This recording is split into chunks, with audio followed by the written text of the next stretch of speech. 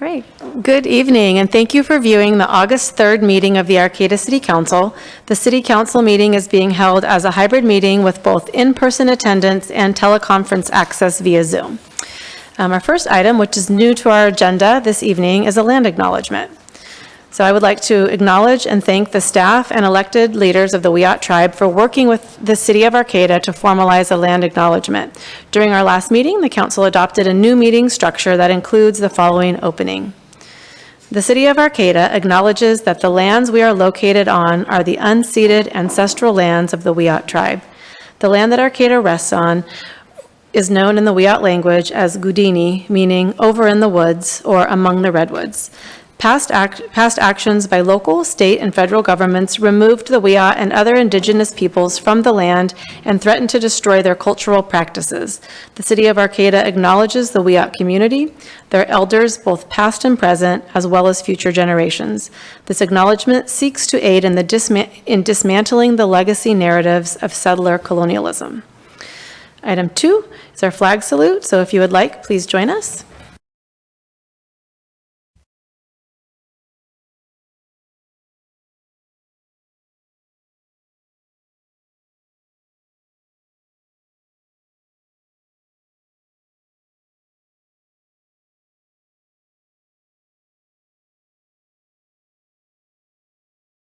Would the city clerk please call roll? Mayor Atkins Salazar. Here. Vice Mayor Schaefer. Here. Councilmember Stillman. Present. Councilmember Watson. Here. Councilmember Matthews. Here. All present. Great, thank you.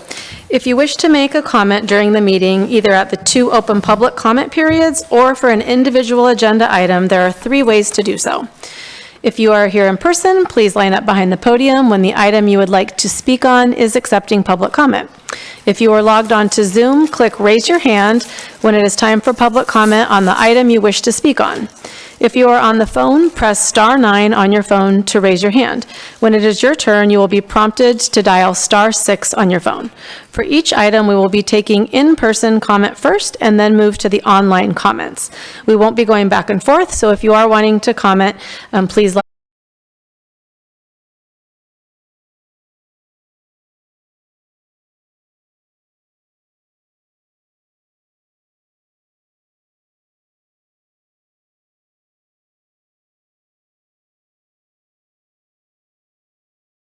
the council on matters that are not on the agenda. Please know that pursuant to the Brown Act, the council cannot discuss or take action on items that are not listed on the posted agenda.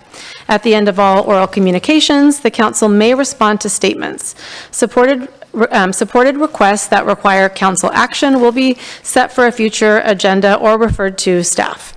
Speakers may be limited to 2 minutes. There will also be a time for public to comment specifically on each agenda item, and again at the end of the meeting under item 12. So just to clarify, we're going to go back to a previous way for the first early oral communication. So at the end of the meeting, there's no limit, except for if the meeting were to go too late on how many people can comment.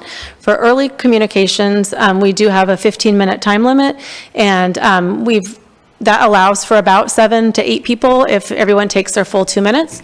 And in the past, we usually only have a couple people that do speak, but at one of our last meetings, we had quite a few, actually, over 8 that were speaking. And so it just reminded us that we should be a little more orderly in that so that people understand the process. So we won't do it this week because I wanted to give everybody a heads up as to what we're doing, but we've got numbers that are over on the city clerk's desk. And so what we'll do is if you are someone that wants to speak on early oral communication, when you get to chambers, you should take a number. We will have 4 available for in-person, and then we'll leave 4 slots open for online. If we don't have 4 in-person or 4 online, we'll borrow. We're not trying to limit anyone. We're just trying to make sure that we stay within that 15 minutes. If we've got 12 people and everybody's keeping it brief, 30 seconds, we'll hear all 12. So really, we're just trying to create an orderly process. So next week when you get here, you can all run up and fight for numbers to be first. So we'll go ahead and open that. So we'll start with Joanne, but if anyone else is here in person and would like to speak, please, and you can, or you don't even have to, Joanne, for this time, but thanks for following the rules. All right, go ahead. Good evening, Council. It's good to see all of you up here. It's been a while. My name is Joanne McGarry, as you know, but I want people who don't know to know that I sometimes go by McGreta because I believe the climate reality is first and foremost the thing we should be recognizing and acknowledging in our community and working towards mitigating and adapting to. So I just want to remind you that the city of Arcata did declare a climate emergency way back in September of 2019. We need to revisit that. We need to maybe redeclare it, as we oftentimes do for this COVID pandemic. We redeclare on the agenda. So I just really want us to not forget that we are in the middle of a great reality of climate change, and our community can do so much to work towards making it a little more livable for the future by our actions here at City Council and in the community, whether it's on development of neighborhoods or ordinances on houselessness or composting, organic matter, or transportation issues. So I just want to say the climate is number one. But I also do want to let you know I appreciate the acknowledgement that you just read, Mayor, about the WIOT. And it's about time that we did that, and let's keep doing it, and let's do it, always with fervor to remind us about that. So I'm running out of time, so thank you very much. Bye. Thank you, Joanne.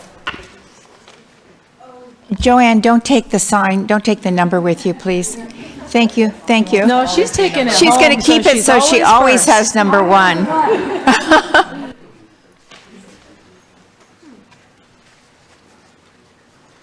Yes, good evening, Honorable Mayor. I'm Fred Wise.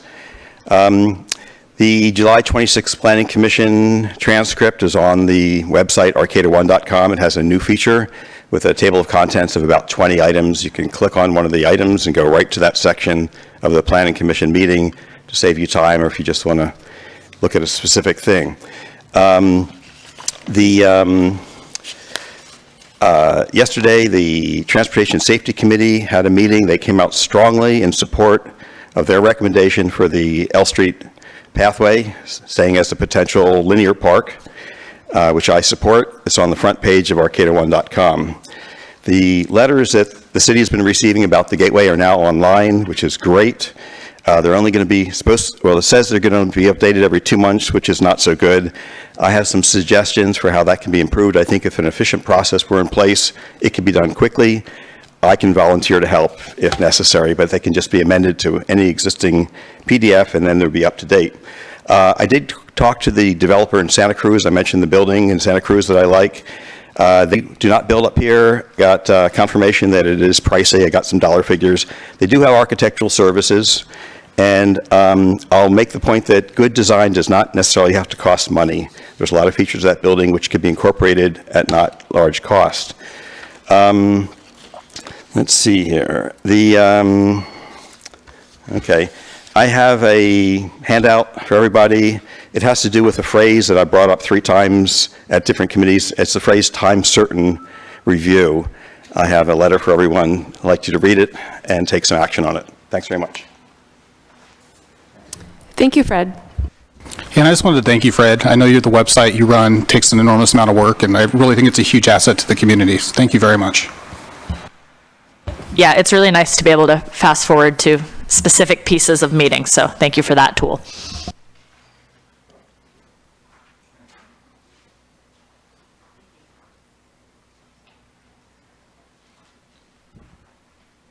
Okay, you can go ahead. Okay, good evening, Greg Daggett. A few weeks ago, I read an article in the Lost Coast Outpost on the Creekside projects that I'm sure you're all aware of.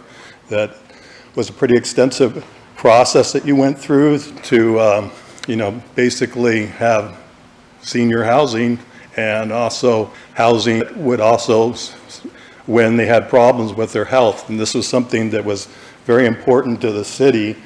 I was really shocked to read what actually happened with that, with the university basically offering about double the amount that was being negotiated. So I don't know what happened to the university's moral compass in that, but that was something that really showed their true colors. This is the second project that the city has basically lost. The first one was sort of, we kind of said the community was giving them a hard time and didn't quite work out. Well, I think with the second one, it's pretty clear what they did was not right. And the seniors are, a group that has paid for that university. It pays for the salaries, it pays for their health care, their pensions. And to pull this off is totally unacceptable. So I'm a little concerned because I haven't really heard anything too strong from the city about this. And, they're a pretty powerful organization.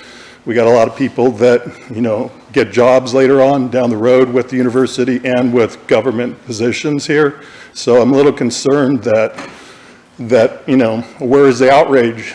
This is something that was, a done deal, and it's not anymore. So I really would appreciate a response. Thank you.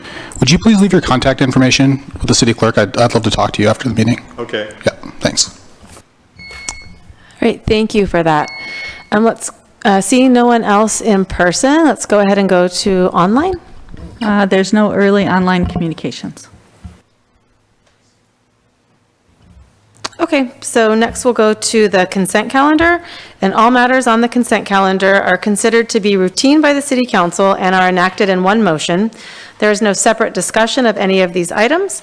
If discussion is required, that item is removed from the consent calendar and considered separately. At the end of the reading of the consent calendar, council members or members of the public can request that an item be removed for separate discussion. So we have A, approve the meetings of the City Council meeting of June 22nd, 2022. B, approve the minutes of the City Council meeting of July 11th, 2022. C, approve the minutes of the City Council meeting of July 20th, 2022. D, biweekly report on disbursements. E, declare a continuation of the local emergency related to the coronavirus pandemic. F, adopt ordinance number 1556, an ordinance of the City Council of the City of Arcata adding Chapter 7, Military Equipment Use Policy to Title 3, Public Safety of the Arcata Municipal Code, waive reading of the text and consent to read by title only. G, adopt resolution number 223-09, a resolution of the City Council of the City of Arcata amending the class and pay resolution, International Union of Operating Engineers Local Number 3, to reflect reclassification of Natural Resources Technician to Natural Resources Specialist.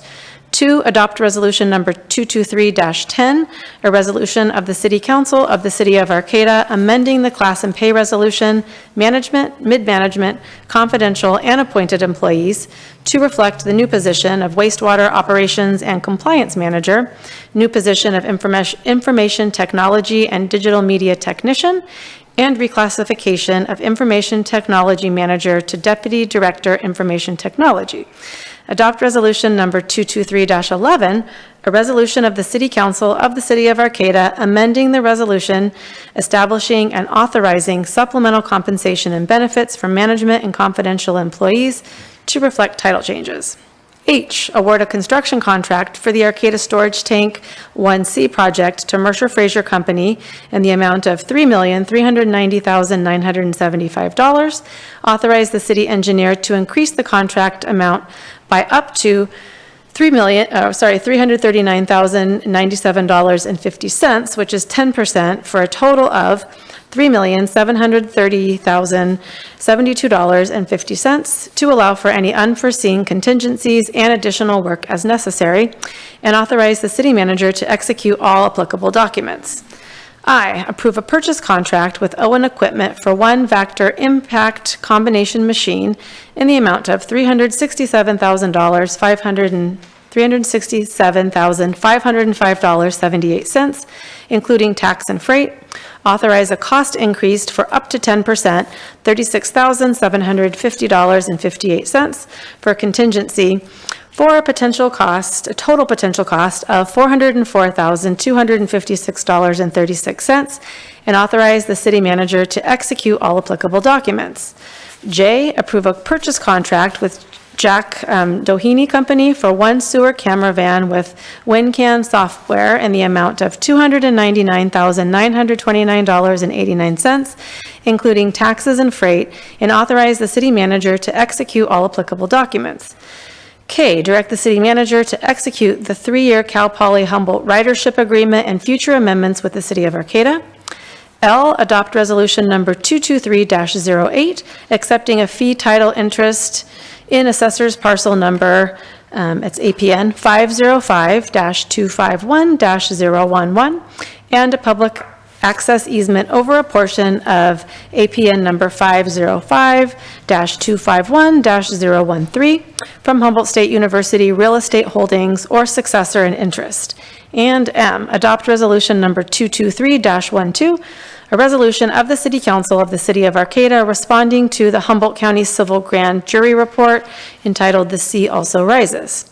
Would any council member like to remove any items from consent? I'd like to remove item M, please. M is a mother. I'd like to remove A, B, D, and G through L. Did you say B or D? Both. A, B, D? Yeah. Did you ask A, B, C, and D? Is that what you asked for? Just A, B, and D. And then you said G through L? Yeah. Goodness gracious. Okay, so, all right. Is there anyone from the public that would like to remove the 3 remaining items that we have, which would be C, E, and F?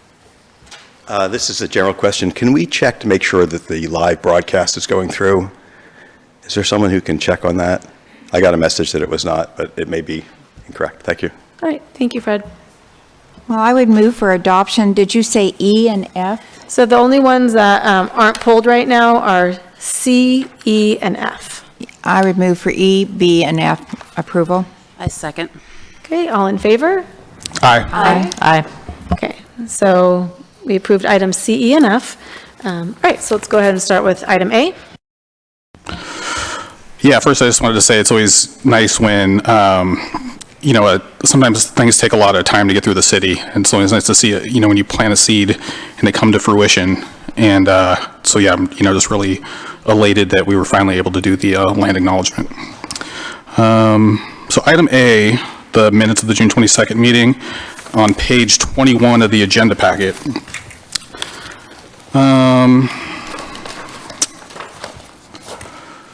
Under council and staff reports, there was received an update from Emily Sinkhorn, Director of Environmental Services, on the City of Arcata's wastewater and water infrastructure planning. And then it says Matthews moved and Schaefer seconded to table this item to the next agenda. And it was a unanimous vote. And so we're on our 3rd agenda since that meeting, and I don't think that's appeared on our agenda. So, it was a majority vote by the council. It's pretty clear direction. So I was just trying to understand why that has not come back to us yet. And specifically for me, because my tour was canceled, I'm not getting the information I've been requesting about the project. So yeah, if we could get a response to that, that'd be great. Sure, and I apologize, I don't recall intentionally leaving that off. Do you know why it hasn't come back on, Karen? We've reviewed it in agenda sessions. Emily Sinkhorn is out of the office and was not going to be available for 2 of those meetings, was part of that, but it is still slated to come back to the council. Okay, so it will be back when Emily's back in town? Okay. Yeah, just because it clearly said the next meeting. So that was my concern. It didn't seem like there was any room for interpretation. Okay. So I'll move for item A. Is that how we do it, one item? I would move for item A, approval of item A. I'll second. And and I apologize, but we should have called for public comment when we took our first vote on C, E, and F. So is there any public comment? We'll just rewind a bit for C, E, and F. Okay, anyone online? Okay, so then before we vote on A, is there any public comment on A? Okay, so all in favor? Aye. All right, item B. I'm looking at packet page 24, where it's talking about the report out from the closed session. And it says, on motion by Stillman, seconded by Schaefer, and with a unanimous voice vote, the council confirmed that all information and communication about the Driscoll litigation shall be made through the city attorney's office. And I'm just wondering if that's legal, if that was a legal vote. My understanding was that there's actually state law, allowing their attorney to contact elected officials. So I was hoping we could get another opinion on that from the city attorney. I don't understand your question, Brett. We passed, we voted on that, this action. You're saying you don't think it's a legal action? I'm asking whether or not it is. I'd like confirmation. I would say it is, personally. Are you aware of the state law that allows the attorney to contact us directly? Well, you were at that meeting. Yeah, that's why I'm questioning it. Okay, well, why don't we go to Attorney Diamond? I'm sure she has a official answer for us. Yeah, the city council as an entity holds all of the privileges of attorney-client privilege communications. And in this litigation, unfortunately, Councilmember Watson has breached that without the authority of the city council. So the city council took action to have all of communications about this litigation funneled through the city attorney's office, from the city attorney, from the city council to the city attorney to opposing counsel. The opposing counsel can certainly communicate directly with the city council, but what this action does is says that city council members may not respond to opposing counsel. Well, I think the other part of that is, too, we can't pass any litigation information that we've received on to anyone else, but it's all considered private. And I believe there was an issue with that happened with you, Brett? Yeah, basically, I accidentally did a reply all, so I did apologize for that. And again, I just wanted to make sure, based off of the communication through the Driscoll's attorney, that it was, basically that was something that we did that was legal. So thank you for clarifying that. So I would move for approval of the minutes for July 11th. Second. Okay, do we have any members of the public that would like to comment on item B? Is there no one online, Karen? Nope, okay. So all in favor? Aye. Aye. Aye. Thank you. That takes us to D.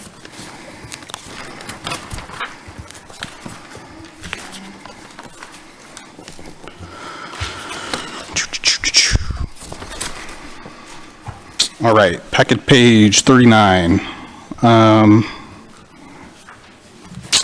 Check number 246962, top left. The Community Reinvestment Fund. I was just curious what that was. So that is an accumulation of fees that we pay to CRF, or the Community Reinvestment Fund, for servicing loans that we have here at the city. Okay. And then right below that, Cooperation Humboldt, the $14,000 payment. Yes, so that is for CUNA, and that would be for our contract or MOU for ARPA-related funds. Okay.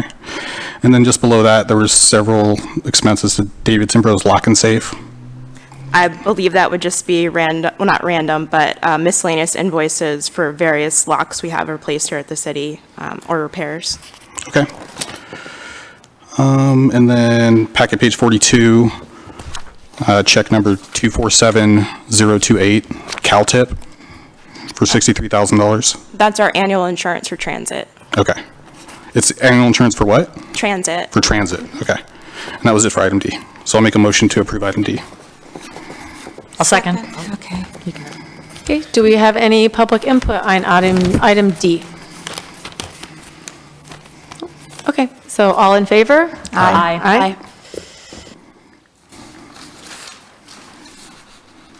Okay, item G. May I please have a staff report?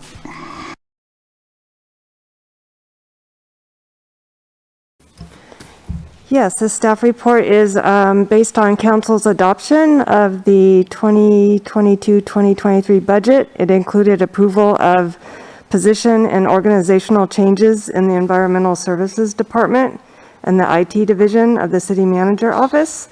The action before you tonight formalizes those changes as it regards assigning titles and salary ranges within the city's overall classification and compensation plans. It is recommended that council adopt the respective resolutions as listed out on the agenda and staff report to incorporate those changes.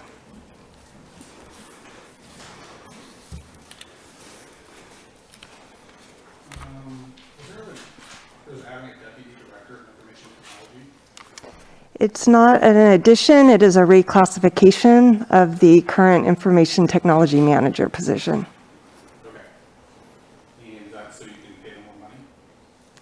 The reclassification does restructure the IT division, and it does create a higher salary for that position. Okay. So we can't just keep them in that position and pay them more money? We're just creating a new title? It's a new title, and then it changes where it falls in the salary schedule and in relation to the other similarly situated positions. Okay.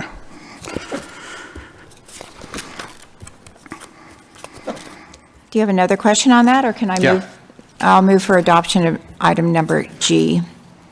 A second. Cool. I do have more questions. I said that. Okay. Oh, you do have another question? He does, he said yes. Sorry.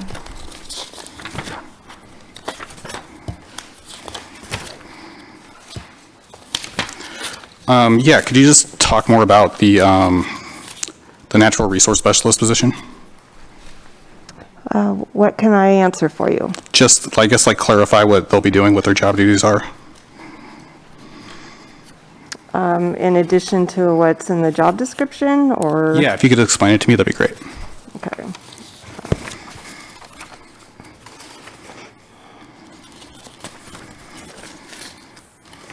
So this is a position that was initially created back in 2006, and it is a single classification mainly dedicated to our forestry division. They're the main person that is assigned to the technical and field duties that relate to mainly the forest, open spaces, a lot of those surveying for like owls, some of our biological surveys in that regard. And over the several years, the position has been it's grown in responsibilities that have been assigned to it for various mandates that we have and various requirements of the position. And then in addition to that, more recently, upon the retirement of our previous Environmental Services Director, that position at the time was also serving as an on-staff registered professional forester that is licensed through the state. And with that retirement, this position took on several other duties.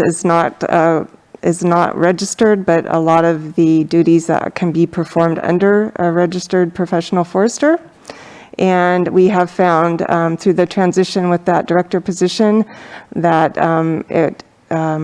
it is best served to have this position maintain those duties, and then we will contract out for the professional forester as needed. Thanks. And then, yeah, that's kind of a similar thing for the wastewater operations and compliance manager. So this is a new position as explained in the job description, and also as was discussed in the budget study sessions that happened. There's been a reassessment on how the structure of the wastewater treatment plant is going to function. And we have an upcoming retirement in our deputy director position there that currently is required to maintain the state levels necessary to serve as the chief plant operator for both water treatment and wastewater treatment, in addition to capital improvement projects and Corporation Yard. So we are splitting out the requirements to maintain the state certifications, maintain and obtain. And this new position in the wastewater treatment plant will now serve as, be the one to be licensed and serve as the chief plant operator for our wastewater operations. So they will now be overseeing wastewater operations and maintenance. In addition to, we have a current position that manages our accredited lab, and as well as our regulatory compliance for the plant. And that position is now being eliminated, and those duties are being obtained, are being put into this new position in addition to being the certified wastewater treatment plant manager. Thank you very much. That's all my questions for that item. So a motion to approve item G. Oh, we already did. Okay, we have a motion and a second. Do we have any public comment on this item? Okay, let's go ahead and vote. All in favor? Aye. Takes us to item H.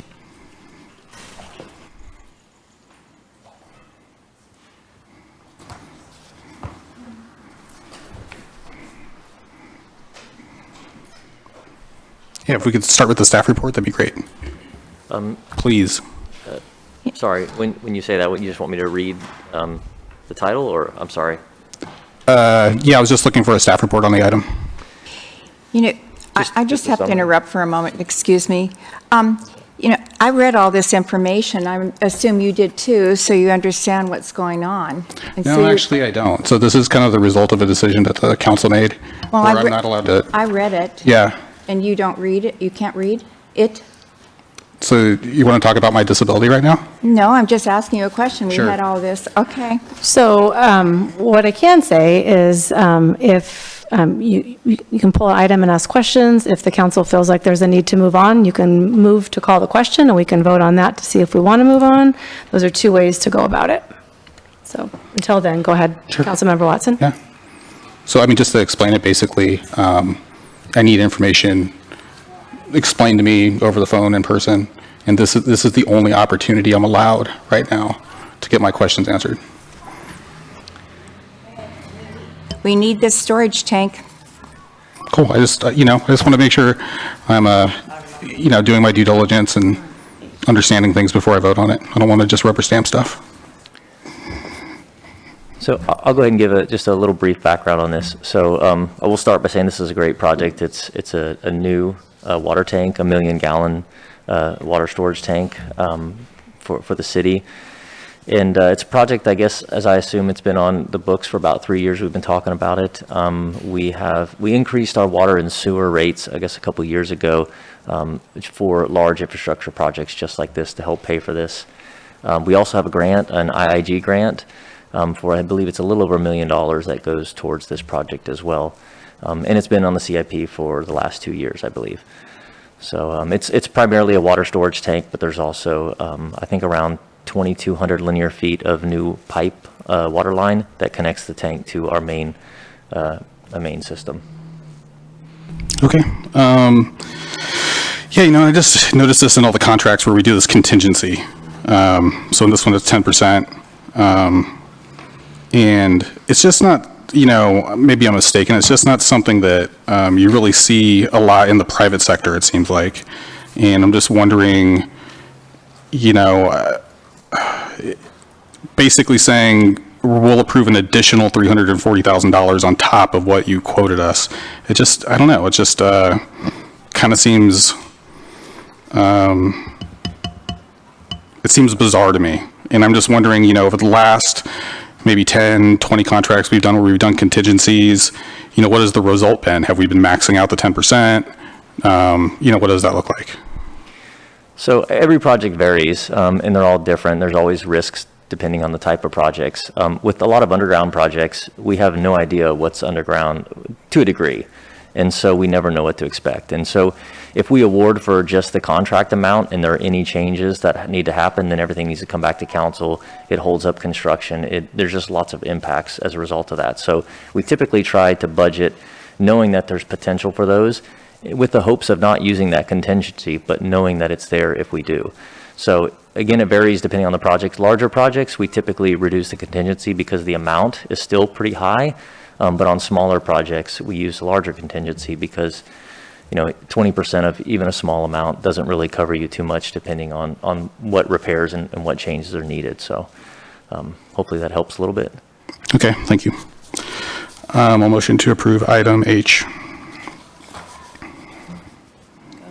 I'll second. Okay, do we have any public input on this? Okay, all in favor? Aye. Aye. Okay, that takes us to item I.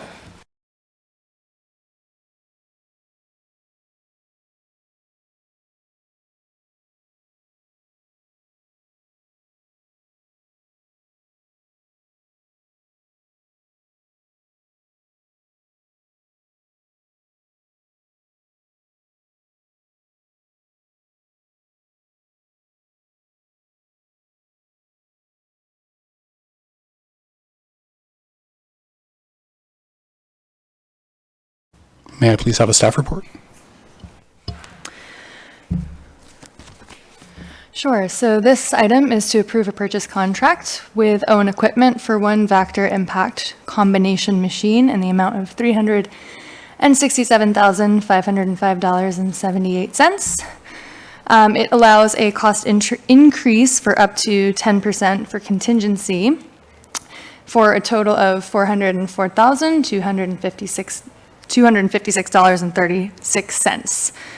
The current proposed purchase of a new vac truck Vector Impact combination vehicle will replace the other Vector truck within the city's fleet, which is non-compliant with the California Air Resources Board emissions requirements and would need to undergo costly retrofits to remain in service. So environmental services staff believe that a new vehicle purchase is better and more worthwhile enduring investment for the city's fleet. I kind of mentioned it's not completely common for us to have a contingency on a vehicle purchase. This is being purchased on what's called a cooperative purchase agreement. So these are costs that are approved through basically the state or another governmental entity has done a formal bid process, and it's created a list that's allowed. The cooperative purchase, so we have reached out, and the price that is quoted in the staff report is current as of the date that we wrote the staff report. But those cooperative purchase contracts can change as of August 1st. So that's why that contingency was built in. Yeah, I saw that it was August 1st. Did it go up? I mean, there's a chance that it might go even higher than? It can. I mean, it's unlikely in this purchasing environment that it would go down, but it is a bid process, and so they do funnel through again. And, in years past, you maybe would have gotten a better price with supply chain issues and cost escalation right now. That was their estimate of what the new cooperative purchase could look like. Awesome. I think I drove behind one of them on my way home today. They're very cool-looking vehicles. What exactly does this machine do again? So the Vector truck is the truck used within the sewer collection system to suck blocks and move sewage out of the sewage system when we need to. Thank you.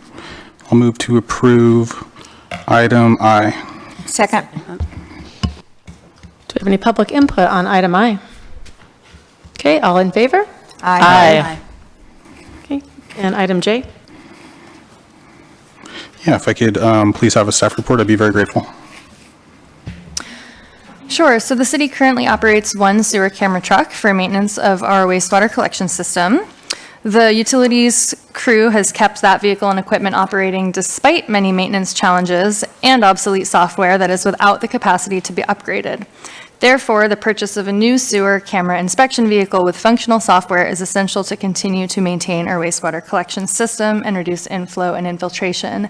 The recommendation is to approve a purchase contract with Jack Doheny Company for one sewer cam vehicle with the software in the amount of $299,929.89, which includes taxes and freight.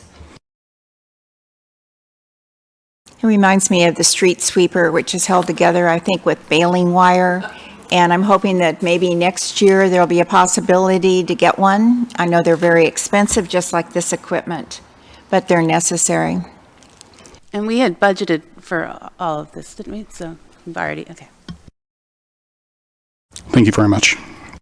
Move to approve item J. I'll second the motion to approve purchase of the contract. Okay, any public comment on item J? All right, all in favor? Aye. And item K. Yeah, may I please have a staff report, Nitra? Yeah, definitely.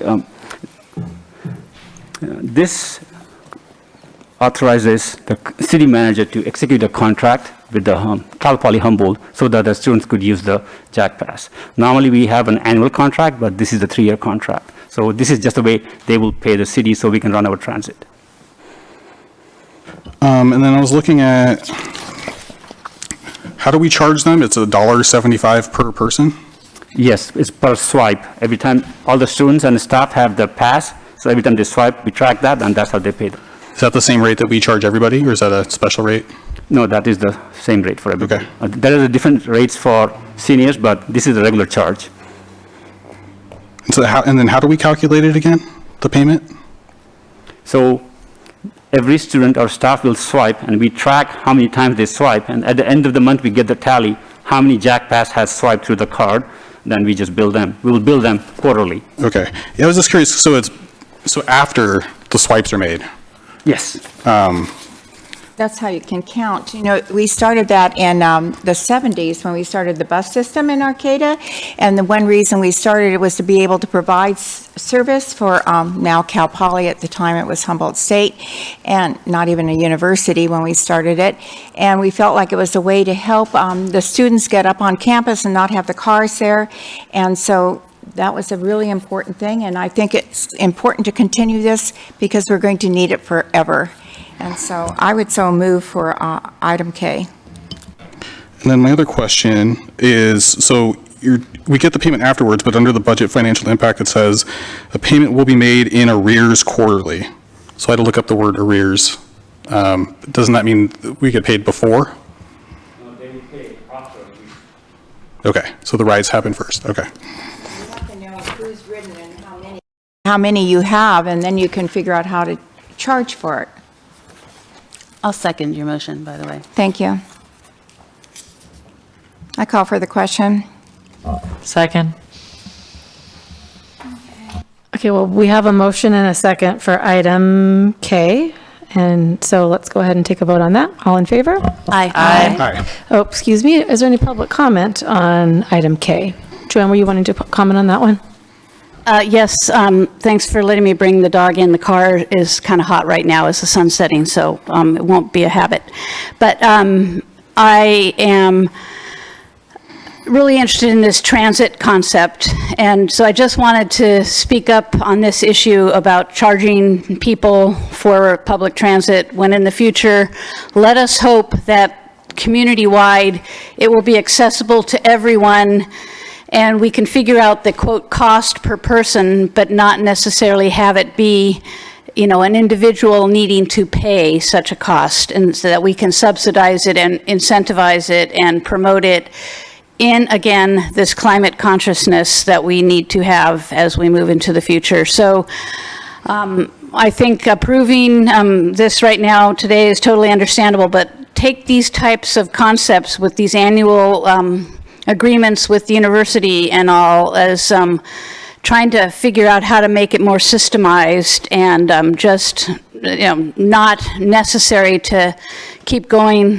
through these kind of motions, because we're going to just need incentivized and free, hopefully, public transit for everybody going forward. So I just wanted to kind of put that in there, and it's no comment on this current item, but I just think it's important that we don't just business as usual look at things. We look ahead and see how we can do it different in the future. So thank you.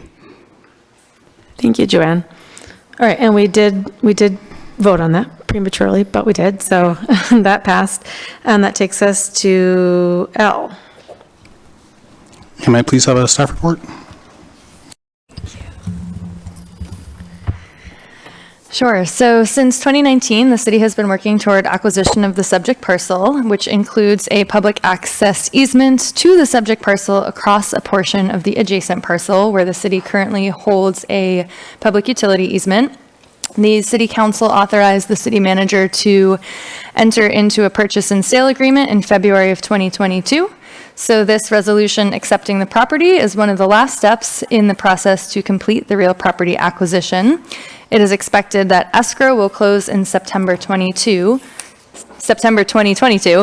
and therefore the recommendation is to adopt Resolution 223-08, accepting a fee title interest in APN 505-251-011, and a public access easement over a portion of APN 505-251-013 from Humboldt State University Real Estate Holdings or successor in interest. I move for adoption of L. I will second. Did you have questions, Councilmember Watson? Okay.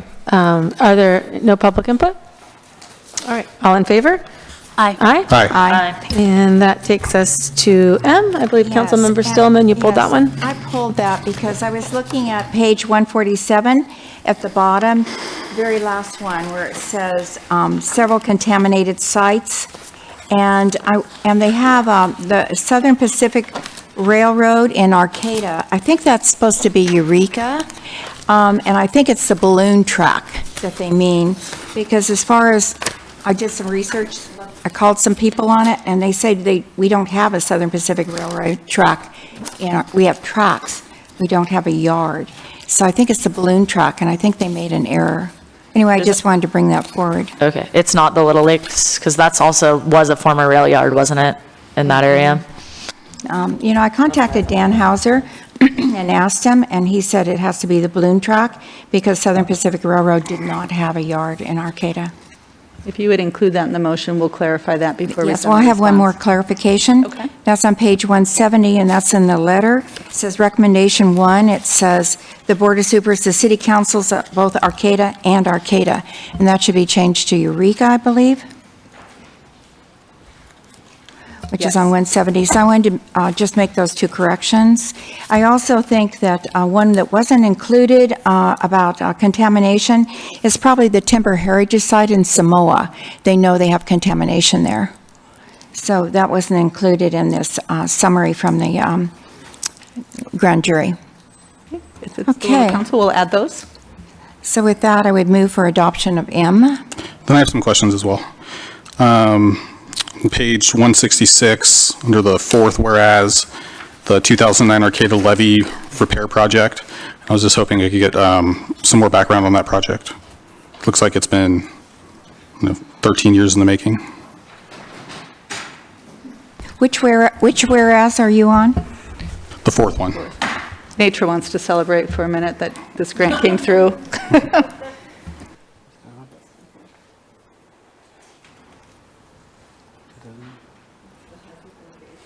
While you're looking, I'd like to commend whoever thought of the great title, "The Sea Also Rises." I think that was a very dramatic.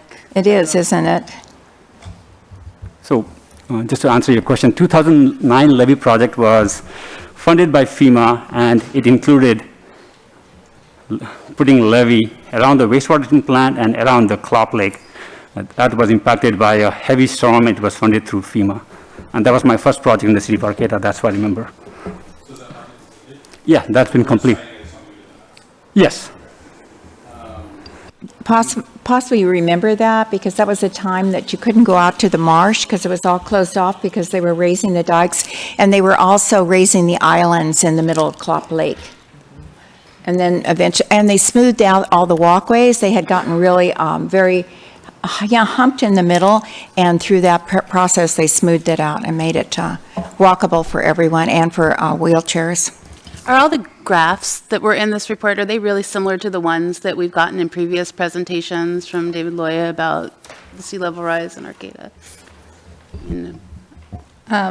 They are sort of the regionally accepted maps. I mean, as you probably saw reading through this, one of the big recommendations from the grand jury was just for regional collaboration. So, fortunately, there has been substantial collaboration around sea level rise mitigation around Humboldt Bay.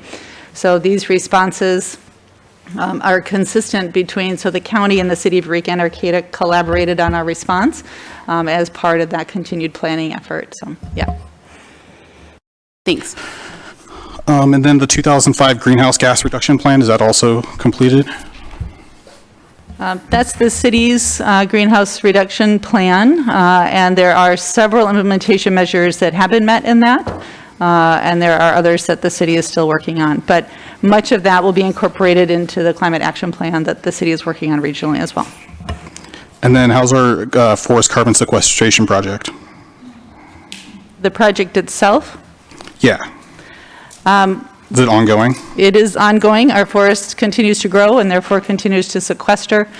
We do continue to sell carbon credits on the market as well, but we have a certain tonnage that was committed in a voluntary sale to PG&E many years ago, and we're continuing to monitor and produce for that contract. Well, also, I believe you can buy carbon credits. So if you decided to fly somewhere, you can actually buy carbon credits, and that money will go towards the forest, and there's a fund for that. Yeah, I was going to say it's a great program. It's a really great gift for people to help them offset their environmental impact. You can buy those from the city, the Environmental Services Department. Yeah, our CEA buys them often. It's nice. One other thing I was thinking about that was relevant is that we have the Reclamation District and Caltrans, the Reclamation District, maybe it was 5 years ago, maybe a little longer, when they rebuilt that whole Reclamation District, and it sort of tore up the road when they were doing it out there. And then we have the Caltrans mitigation that's happening, which is out in that same area on the V Street Loop. So I just wanted to mention those, and that's on the last page of 171. And that's where we have another Arcata. Yeah, and then under the sixth whereas on page 166, I believe the word borders is misspelled. I think we want the version without the A in it.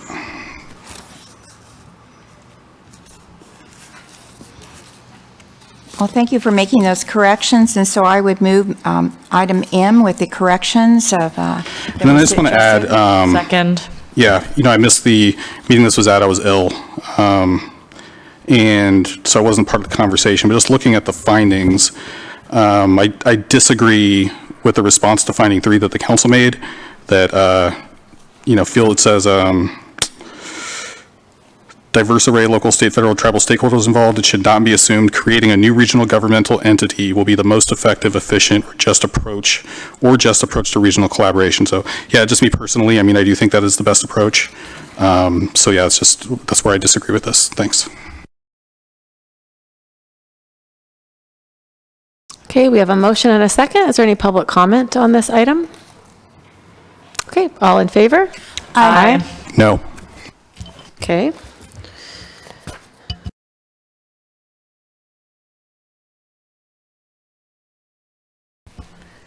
Okay, that takes us into old business.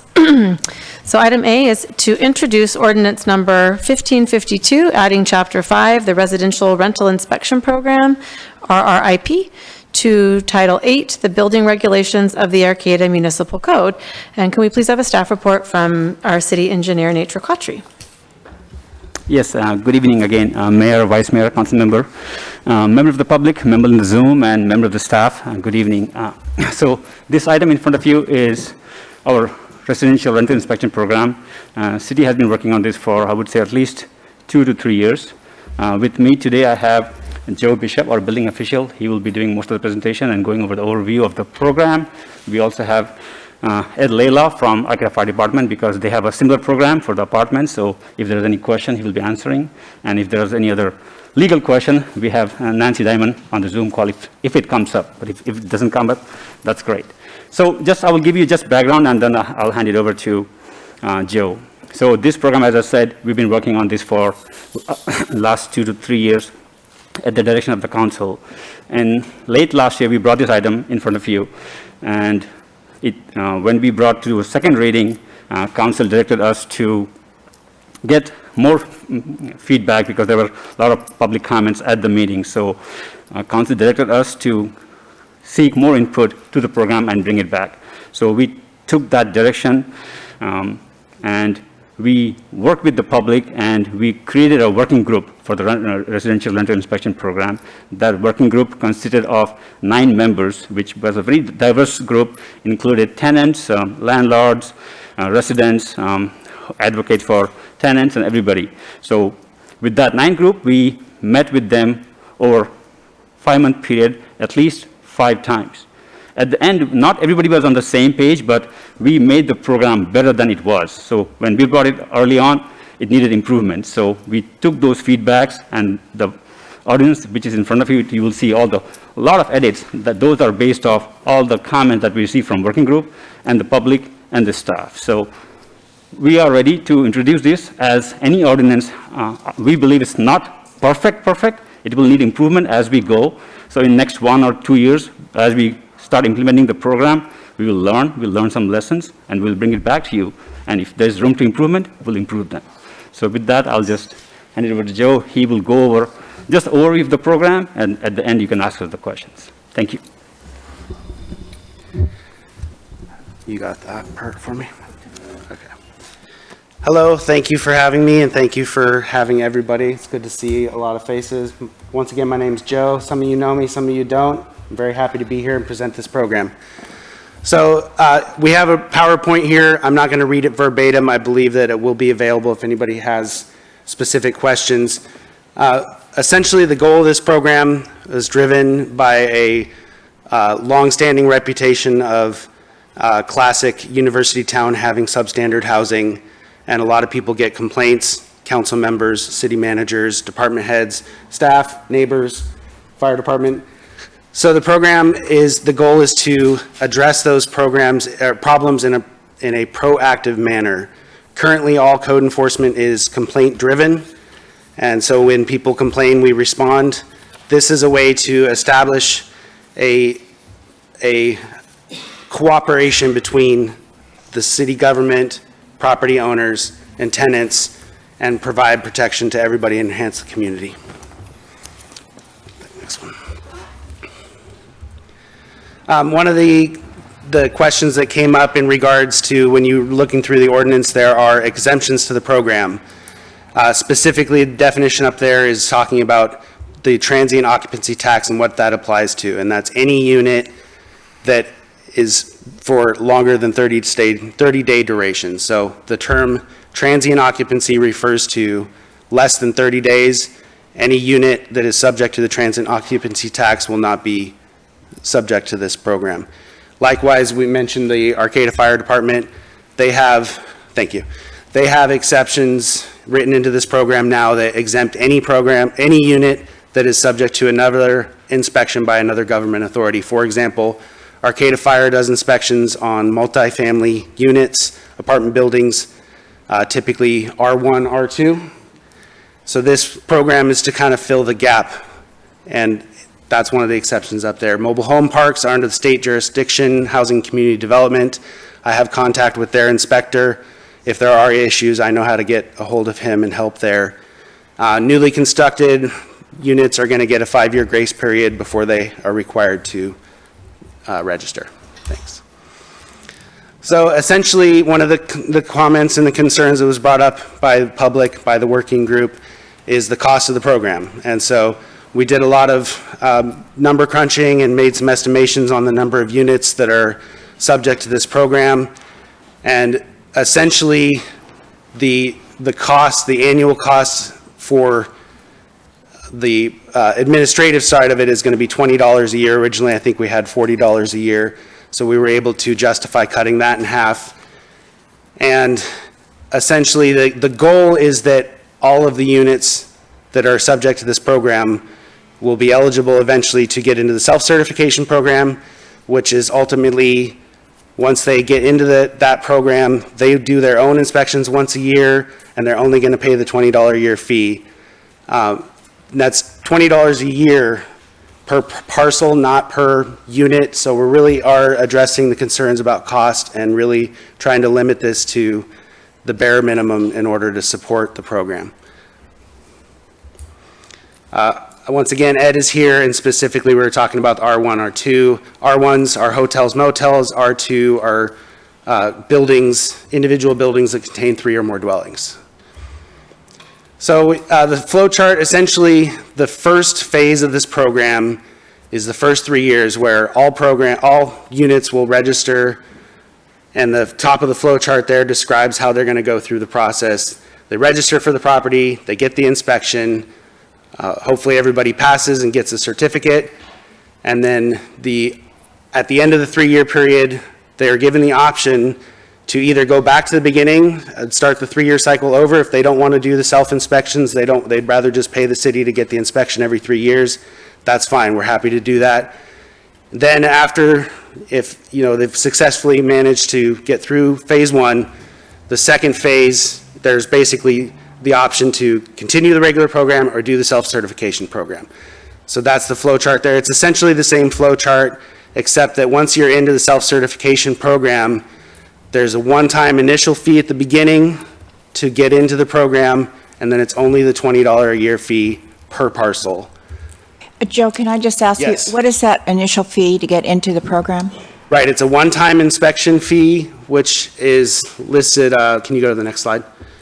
So this is self-certification. So the 1 to 2 units or 3 or more units per property. There's the registration fee per year. Then the one-time fee is the inspection, either $73.29 or $83.29. And then the administrative fee to get into the program, $40. So at the top, year 1, you'll see either $133.29 for 1 to 2 units on a property or $148.76 for 3 or more units on the property. And assuming they stay in the self-certification program, from there on, $20 a year or $25 a year per parcel. Can I just ask a relevant clarifying question?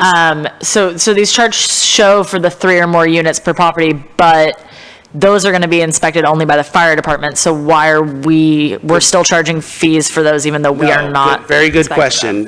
There are some very unique situations where there will be units that are on a property that are not covered by the fire department inspections. So that is only there for those edge cases. There were, I believe, 2 or 3 properties that were identified that might fall under that category. Some properties have a building on the property that will be inspected by the fire department, so those units will be exempt. But there are other units on the same property that do not get inspected by the fire, so that's why that's there. Okay, perfect, thank you. I can give you an example, like if there were 2 duplexes on a parcel, so they're each 2 units, they're exempt from the fire department, and then they would fall into this one. And that's very true with the historic structures in Arcata. There's many of the older houses that people took away the front yards and they put additional housing in them. And so we have that throughout Arcata in spots here and there. And the fire department does not look at them. They walk away. It's not even in their scope, even though they are on the property. It's my experience. Yeah, so this program is definitely intended to fill the gaps but not duplicate. We will be, obviously Ed's here, and we'll answer questions for the fire department, but from my perspective, it's my goal to develop a relationship with the fire department and invite them to properties that we have questions about and make our services available to them for properties they have questions about. So this will definitely be a collaborative effort to improve the community as a whole, but we're not asking people to do both programs. Further questions on the fees, or I'll move on? Okay, thank you. So inspections, like I said, in the first phase, you're going to register and you're going to get an inspection. And then that covers the 3-year period. If you want to re-up and do the 3-year cycle, no problem. Every 3 years you'll get the inspection, city does the inspection. The owner or operator does not have to do any self-certification. If the owner operator desires to do self-certification, a lot of the people in the working group expressed that they already do their inspections every year. So the goal is to get them into that program, allow them to do their self-certifications, and we will still do an inspection every 5 years. That was one point that was asked to be clarified, so I just want to say very clearly, the ordinance is written where to get into the self-certification program, they will pay for the first inspection to show that they are eligible for the program. We will do inspections every 5 years thereafter, but the owner-operator will not have to pay for additional inspections as long as they stay eligible for the self-certification program. So we will still inspect properties, but we're trying to reward the many tenants, many operators out there that have good tenants and have good properties and maintain them. So really the goal is to show, like I said, to have a collaborative effort to show that there are lots of good rentals, to assure tenants that are coming to a new unit, they can say, yes, this unit was inspected and this unit is safe. We can go, there was quite a few questions about the passage of Assembly Bill 838, and that is specifically, it directs city governments to respond to code enforcement complaints. So we have already been in compliance with AB 838 before it was ever adopted, and we will still continue to be. Anytime anybody calls with a complaint, we will respond, and we are compliant with AB 838. Thank you.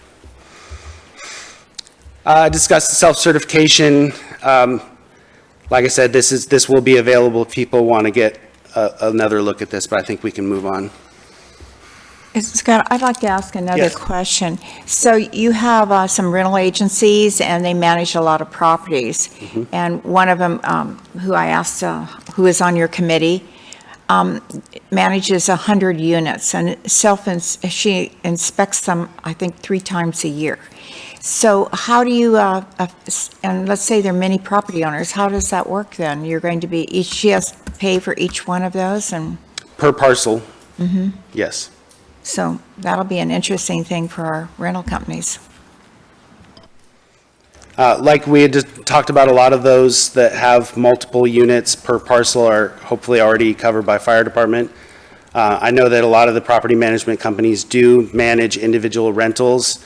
That is again why we have tried to keep the cost per parcel as low as absolutely possible. So once they get into the self-certification program, I know it adds up, but we're talking $20 or $25 per property per year for rental units that are not exactly cheap.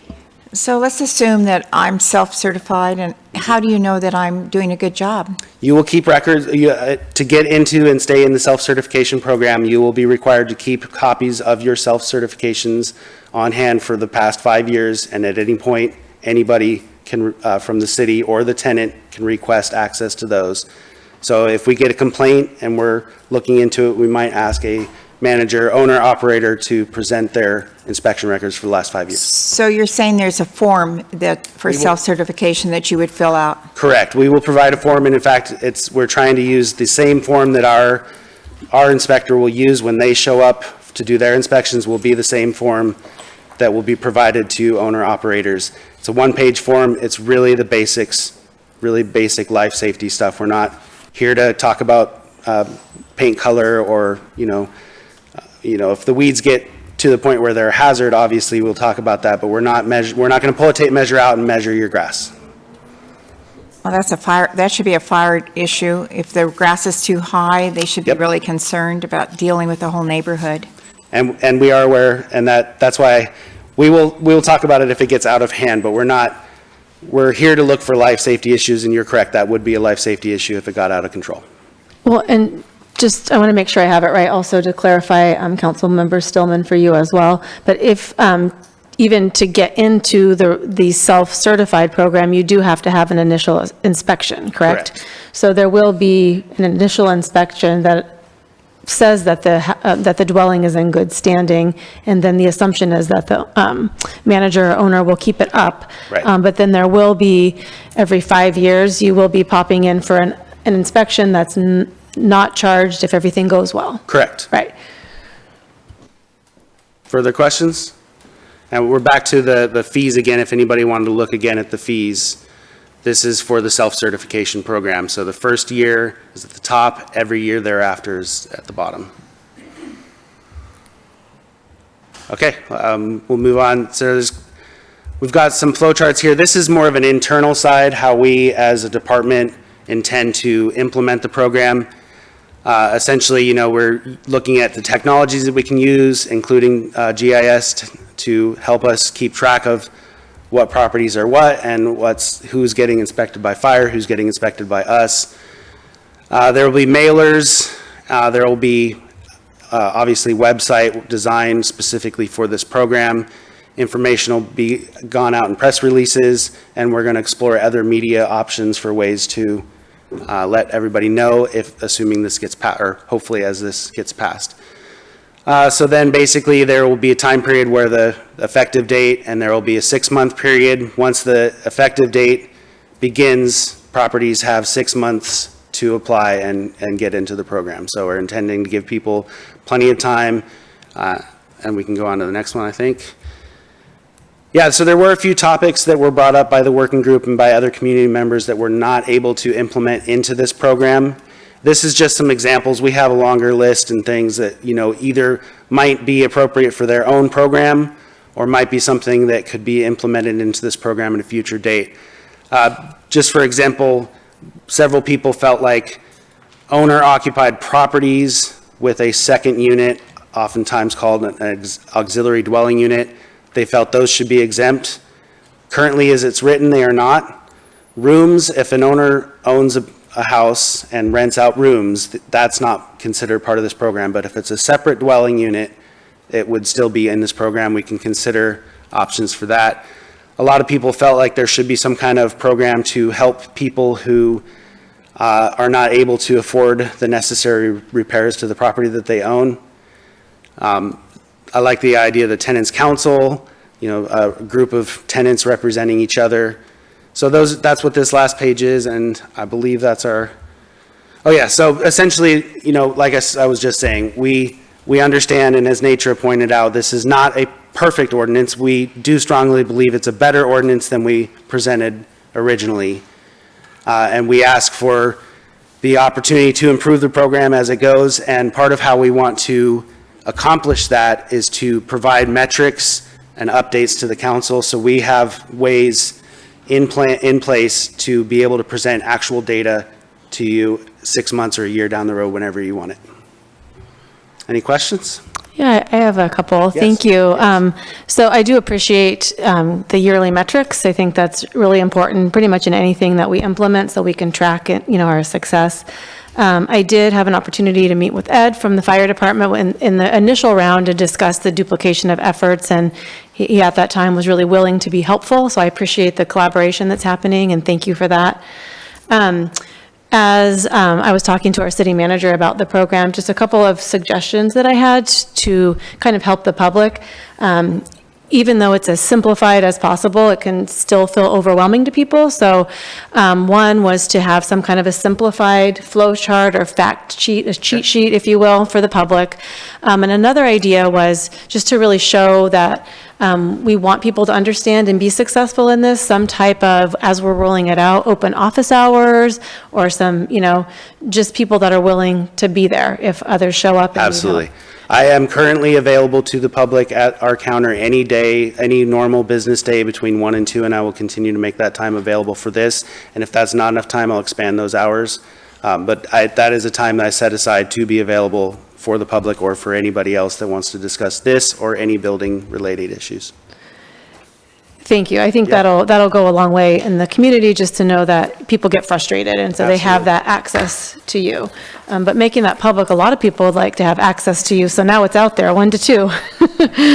I'm there. I'm ready for it. Okay.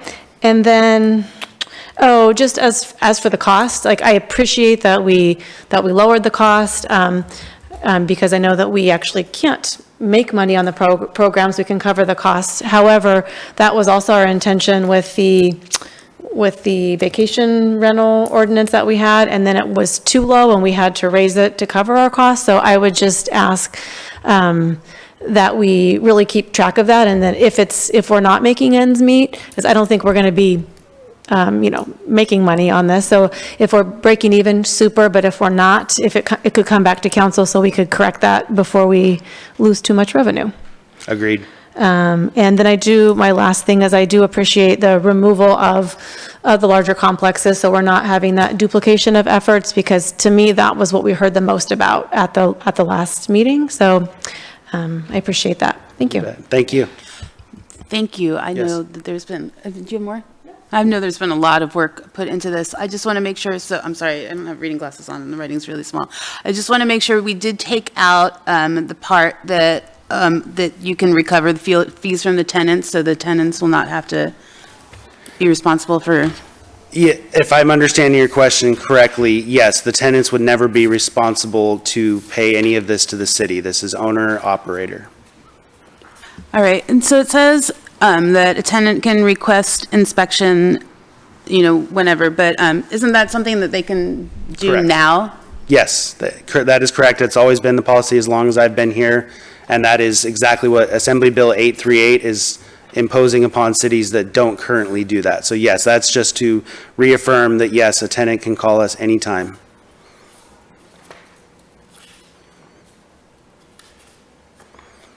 Any questions too for Ed while he's here? I got some questions. Yes.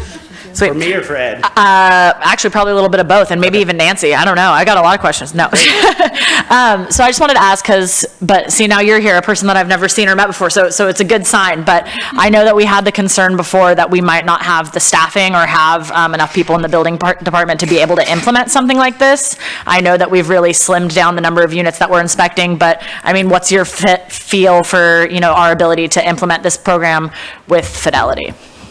Yes, thanks for asking. As far as building department staff, we do have a third full-time position that is part code compliance, part permit tech, and has been specifically the main person who has been working on getting this program together. And their job description and job title includes the actual inspection of these units with training and supervision from myself. Yes, we are staffed and prepared to handle this. Sweet.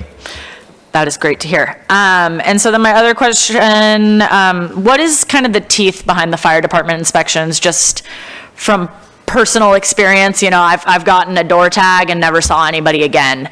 And so just, kind of wondering, and this might be then a question for both of you, just what, is the teeth behind that and how to get people into compliance, and that, how do we get the inspections to be on equal levels, basically, too, because it seems that, what the single family, the city inspection might be a little more stringent than what the fire department's looking for. And so just, kind of what are the teeth behind those inspections?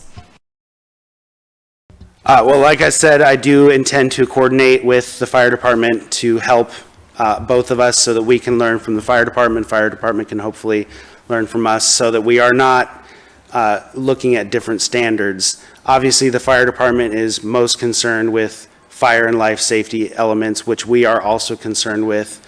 Our directive goes a little bit beyond that. So in some respect, you're correct. We do have a little bit more of a checklist probably than the fire department has, which is why we would like to make our services available to the people who do the fire department inspections to help collaborate, and so that people who are funding these programs feel like they're getting the value that they're paying for.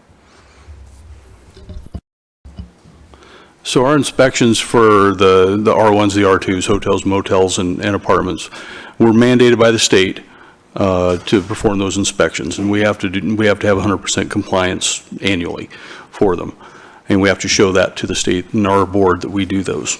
Our scope is for the common areas of those facilities. Hotels, motels, we have more of a mandate to get into all the rooms that we can. We can go into all of them if we have to.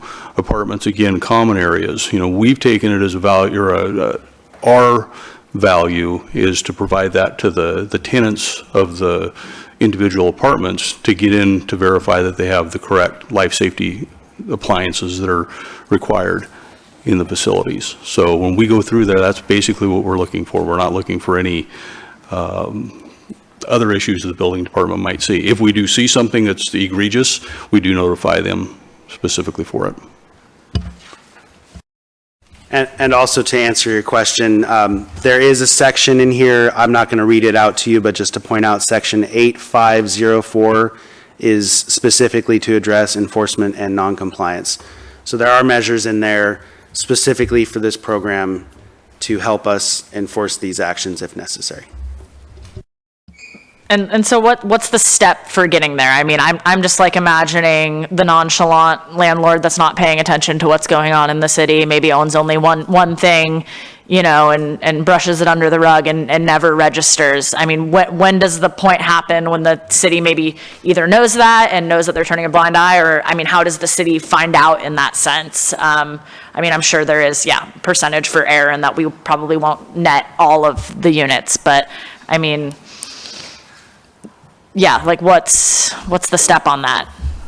Absolutely. Great question. A lot of that will fall under how we utilize technology to track and record and document. And of course, there's always the potential that things will fall through the cracks. I'm sure there are things out there that have fallen through the cracks. The goal is to implement this program in such a way that it makes it, like you had described, as clear and understandable to the community as possible, so that conformance with these requirements is not as daunting as it could be. You know, specifically, if we identify a property, there will be letters. If they still are not conforming, it could go as far as administrative citations, and those could end up being liens on the property. And obviously, we would hope to reach out to the tenants. And, you know, if we can verify that everything is safe and it's really just a matter of getting the operator to conform, it would probably just be administrative. If there are life safety issues, we have codes and laws that allow us to essentially condemn a building if it's unsafe to occupy. Okay, great. And that leads me perfect into my next question, which is about in section 8504.1 under the public nuisance section. I just kind of have a concern about, so basically if something is declared a nuisance, that is grounds for eviction in a lot of cases, correct? And that just, my concern is that, because it does say here, not in lieu of remedies provided for by the state or federal law in this code. And so just kind of wondering how, in this basically case that something does fail, what does that, grace period look like? Is there a grace period for them to get back into compliance? And how would that affect tenants? And then just to add I support like you kind of said, some sort of program to help people get back into compliance if they can't afford that. I think that maybe at this point, it's still very new to us, but I think developing something like that could be really beneficial to people in the long run and, really do the job of improving housing stock, which is, what this is all about. But yeah, I mean, evictions basically based on nuisance, and how does that play into protections for tenants in state law as well?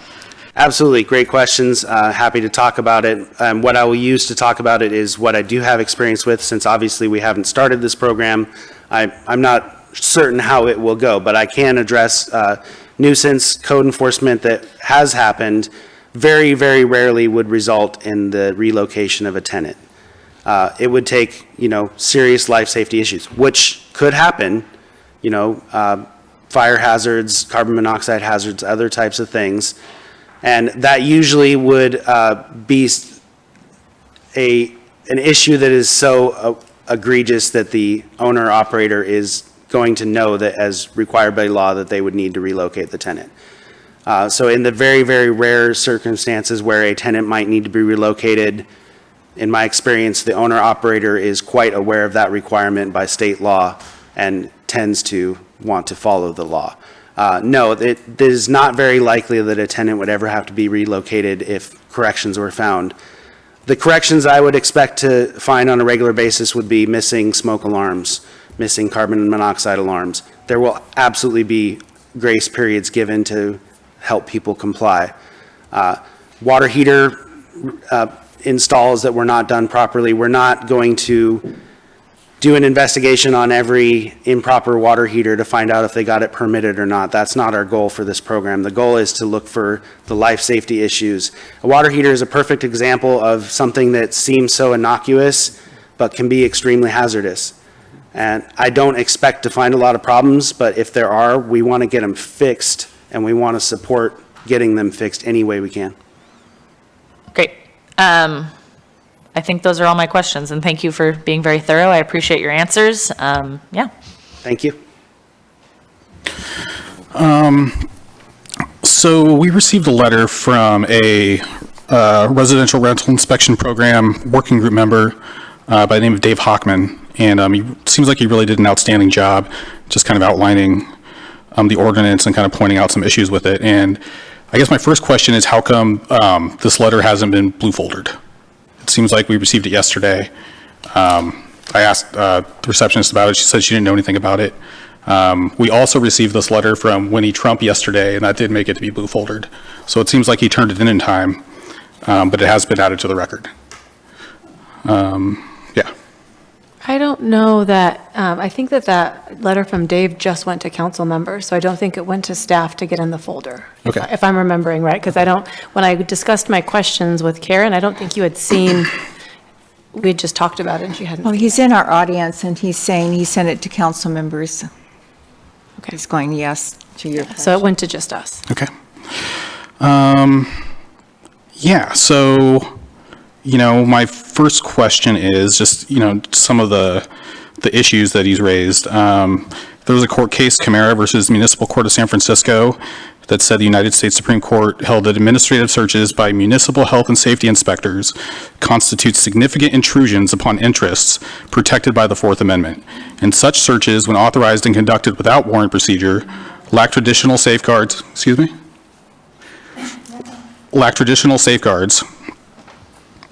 which the Fourth Amendment guarantees to individuals. So I'm just wondering, what's the legal opinion on that? Are we doing that with this ordinance? Can I comment on that? Yeah. This is near and dear to my heart.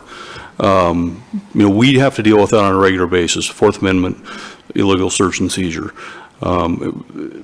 Each one of these tenants or owners that will be inspected, it's just like the apartments and hotels, motels we do.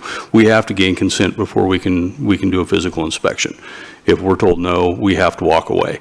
But we have to have that. If they don't give us consent, then we can take different or further steps to go further with it. But I know we've had this discussion before, and we have this discussion as well. All the Fourth Amendment requirements will be met before they do any type of an inspection. Great, thanks for answering that. And then, just on the penalties.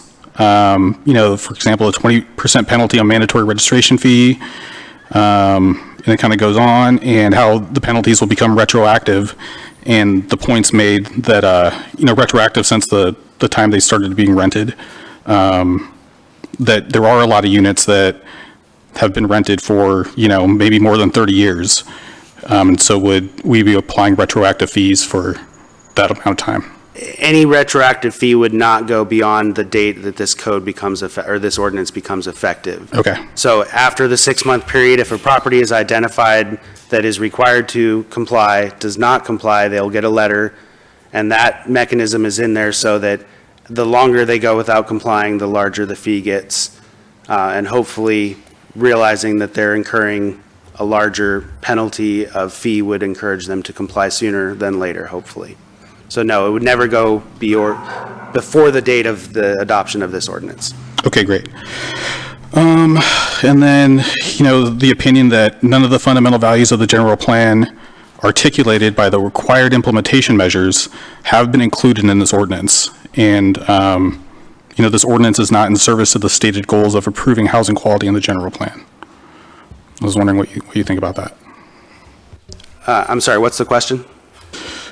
Do you feel like, how is this ordinance, is it meeting any of the required implementation measures of the general plan? How is it in service to the stated goals of improving housing quality?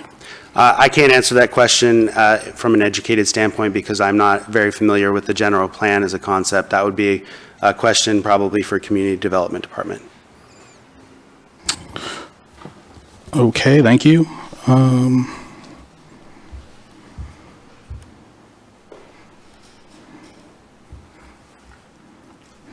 So this kind of came up a couple meetings ago too, with some comments about the gap. Just, this concern by members of the public, it comes from our committees, the Planning Commission, that, that they feel like that staff isn't always doing what they're being directed to do. And, so this public comment is, we hope that staff can be directed to be more interested in implementing the fundamental values of the citizens of Arcata than expanding the revenue streams and authority of city government, and that all citizens will participate in ensuring that the unique values and culture of Arcata are being maintained. And there's just, kind of other examples how it just felt like, the public process was kind of sidetracked. The staff was kind of doing their own thing. And these are just, complaints that we continue to get project after project. And I want to know what the council feels about it. It just seems like, I raised this at the last meeting. I had examples of misconduct, and you guys said you didn't want to talk about it. So, at what point do we do that? As far as this goes, I think that we directed the staff to form a working group, which they did, and come back with a very edited and better solutions. I feel like the community was involved a lot. This is not the final say. I think that this is just another meeting that we're going to put it back on you to, do some more additions and subtractions and probably go back to your working group. I feel like the public has been very involved in this procedure. That's just my opinion. Yeah, and I think that staff does typically do as directed to the best that they can, and there will always be, no matter how many meetings or how well staff does, I think that there will always be people that feel that it's not enough, and so that's when we have to make that decision as if we feel like that it's enough. Yeah, and I just want to add, I mean, this is, something that when the first time it came around, we really hit it multiple times and came to the idea that we wanted to have this working group to get more people involved, because it really did seem like a lot of people were caught off guard and didn't know that this was going to happen, even though it was something that was requested by the previous council that you were on with Sophia and Paul and various other people that supported this program. And, we've seen it, I think we saw it 2 or 3, maybe even 4 times back then. And now this is the first time in about, 8 months, 6, 8 months that it's been brought back to us. I would be more than happy to, maybe not approve this tonight and can keep, open till our next meeting at least to have that public comment open, because it's now back in people's eyes. They're saying, oh yes, this is happening. Again, we remember it, let it get out in the news a little bit so we can get those comments, because that's the only, public comment letter I received this time around. And so, just to make sure, hey, we're at a meeting, it's back, just so the public knows about it. If they are unhappy, they can reach out to us. But I especially feel with this particular ordinance that we really have, hit the ground. It's great to see a table, full of people that weren't necessarily part of this conversation to begin with when we were working on this. It's great to have the fire department here at the table with us to talk about it. And I think that staff has done a really great job making the edits and reflecting. I mean, the writing is small, like you said, Meredith, but, reading through these changes and really seeing the thought process, it really takes you through what that working group did firsthand. And, I've talked to a couple people that were on that working group and thought that, staff handled it really well and did a great job getting, you can't get everybody to agree on everything all the time. And so, yeah, there probably are some people from that working group that were unhappy with the process or the outcome, but that's the only letter from somebody on the working group that we got, which, really reflects to me that that process was valuable and people, got something out of it and had a good experience with staff and with the public participating in that. So I'm really happy with what staff has done with this. I definitely was a little hesitant with this, the previous iteration of this, and feel a lot more comfortable seeing, this current ordinance in front of me. So thank you to staff. Absolutely, and I think the staff really heard that we had there was a lot of uncomfortableness about the iteration that I saw. I mean, there were iterations before even I came on council, but I think they were really receptive to all the feedback that we had in September, so. Yeah, I think it's great that, we have so much support for the staff, and I agree, 95% of our staff is absolutely outstanding. But just like in any organization, you're going to have, bad apples. And I feel like we have confirmation bias here. I feel like at the end of the day, we're elected to put the public first, the needs of the public first, not to protect, mistakes and misconduct by the staff. And to do no investigation whatsoever when we can go back and watch video of the staff not doing what they're told. Are we It's still on the talking record. about the rental inspection program? So that's my opinion. I just want to, put it to the council, and I'm ready to move forward. So I would like to, fortunately, we don't have the number of grow houses that we used to have in Arcata, and this program would have been excellent because we would have been able to identify all of them, not just through PG&E, knowing how much money people had to spend. I did get somebody made a recommendation in one of the emails I got, and that was the housing department up at Humboldt State, Cal Poly, Humboldt. Is there a way that they can make sure that their students are getting into certified housing? And how are you going to be working with that department? Yes, absolutely. Thank you. Great question.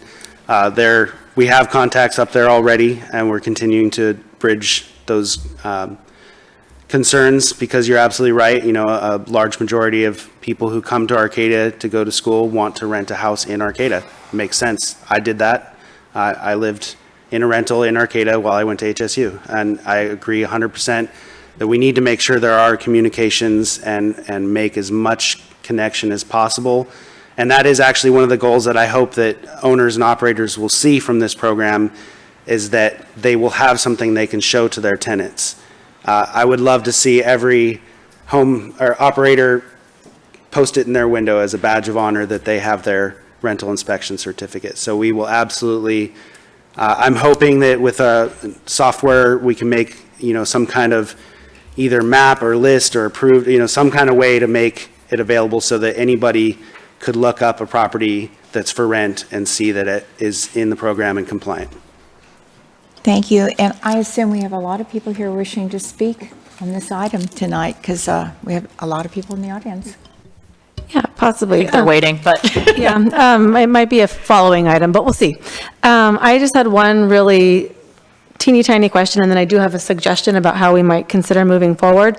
On the inspection list, on item in exterior 1.11, when it calls for screens to be present and undamaged, I was just wondering if you could explain why this is important. I just know that I'm sure many of us have damaged or missing screens in our homes. Yes. And exactly. So why is that, does that need to be in there?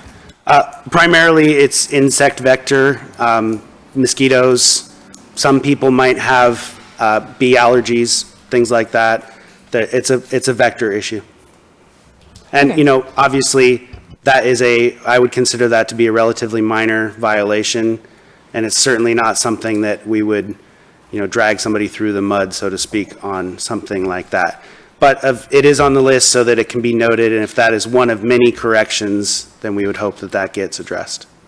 That makes sense.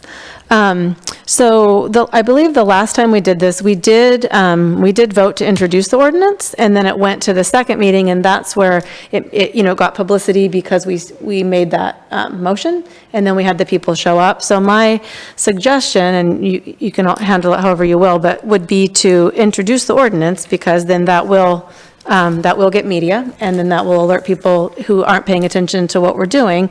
And then if we have the same, we'll see who's here for public comment, but if we have the same relatively low-key level of opposition that we've had at this time, we can consider that at the next meeting. If it goes like it did last time, which I don't think it will, but if it were and we had a lot of people in opposition, then that's what we would go, okay, what do we need to revise? So my suggestion would be to introduce it and then see what happens but before we even go into that, we should go to public comment. Oh, yes. yes, that's a great idea though, Stacy. Yeah. Okay. Mayor, So do we have any members of the public who are here who would like to speak? If so, please just line up over by the wall, and you will have 3 minutes, and we'll do everyone here in person, and then we'll go to the online. All right. Thank you. I have about this program would be, one, what about the people that never got permits for their accessory dwellings, their add-ons to their house? It seems like they're not going to be volunteering to have the city come around and check on these things.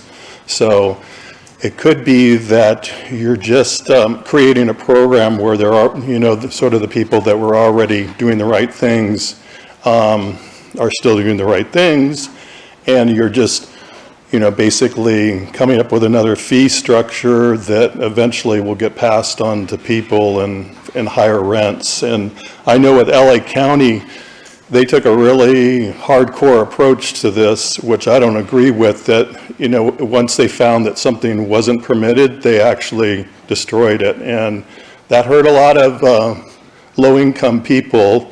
You know, either they had family members or they were trying to make a little bit extra money to, you know, pay their mortgage.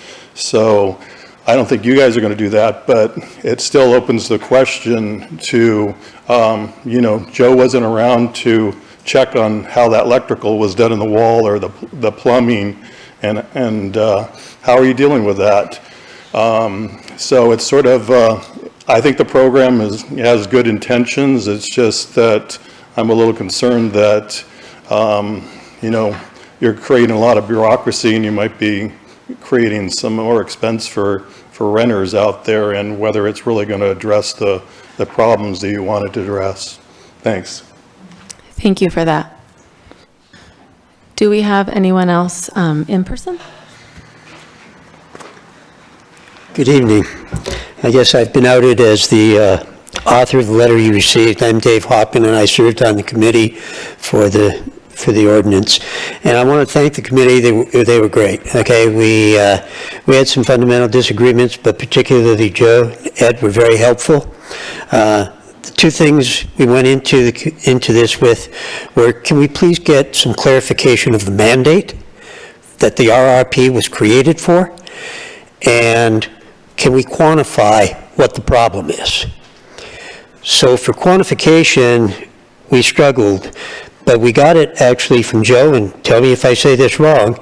In the last 5 years, there have been 17 written notices of possible violations that went out. Of the 17, 15 were complied with voluntarily after the notice. 2 went all the way to abatement, meaning that the building department operating under current terms has a 100% success rate. That's pretty good before we change anything.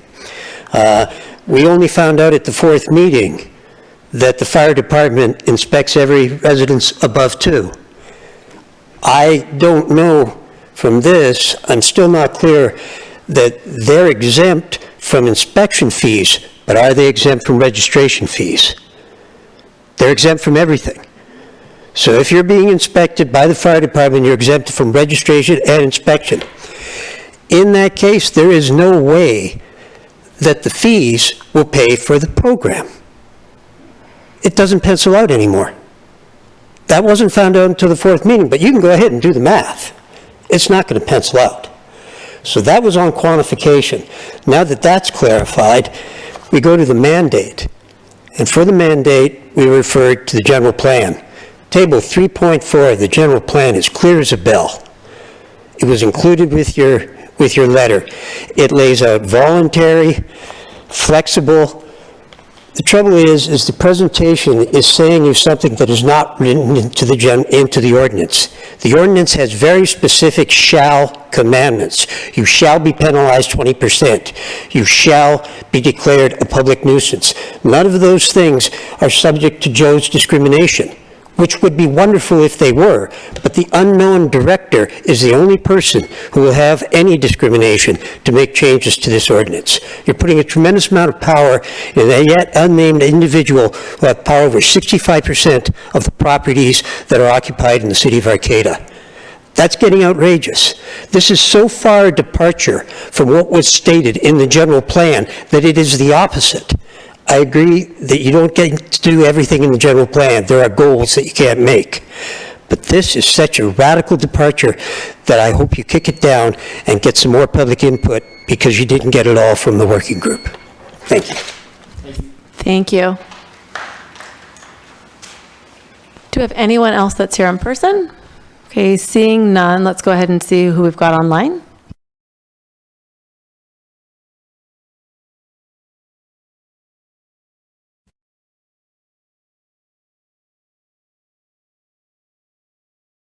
Yes, this is Fred Wise. Hold up, Fred. Okay. Okay, go ahead, Fred. Yes, thank you. This is Fred Wise. I have just a few small items. Is this going to be passed tonight? That's a question. If so, the comment that Brett made on 8504B should be reworded so it's more clear. The 8504.3 has to do with information given to the tenants, and it says such information shall be developed by the director. That's struck out. I want to know what information does have to be given to the tenant. And it seems like it would be handy if the director did develop a sheet that we could pass out to the tenants. The question that maybe has been asked and answered in some other form, 8502.6B, where the tenant may request an inspection at any time outside of the scheduled inspection. When it says at any time, couldn't a tenant ask for one inspection a week, or one inspection a month, or 5 inspections a year or something? Is there a time limit on how frequently the tenant can ask for an inspection? And then the section where it says after making documented and reasonable attempts to work things out with the owner, why is that struck out? That seems to be a kind of the way we like to do things, to at least make an attempt to get along with people. Those are my comments. Oh, and the last thing, the mayor brought up the item with screens. I concur with the mayor that older houses can often not have screens and be very difficult to put screens on. There's a lot of casement windows all over Sunnybray that are difficult to put screens on. I think mosquitoes will only travel about 20 feet from where they're born. So make an attempt to keep standing water. If you see any standing water, to spill it out. That keeps the mosquitoes down. Thanks very much, and look forward to your comments. Thank you. Thank you, Fred. No further online comments. Okay, so at this time, we can ask for clarification or questions or make a motion. I did, as we say when we're reading, after public comment, sometimes people bring up really good points and we might want to, further those. And so just to offer clarification, no final decision would be made tonight. So even if the council does choose to introduce the ordinance, it would not go into effect until after being voted on again in a second meeting. So I just wanted to clarify that.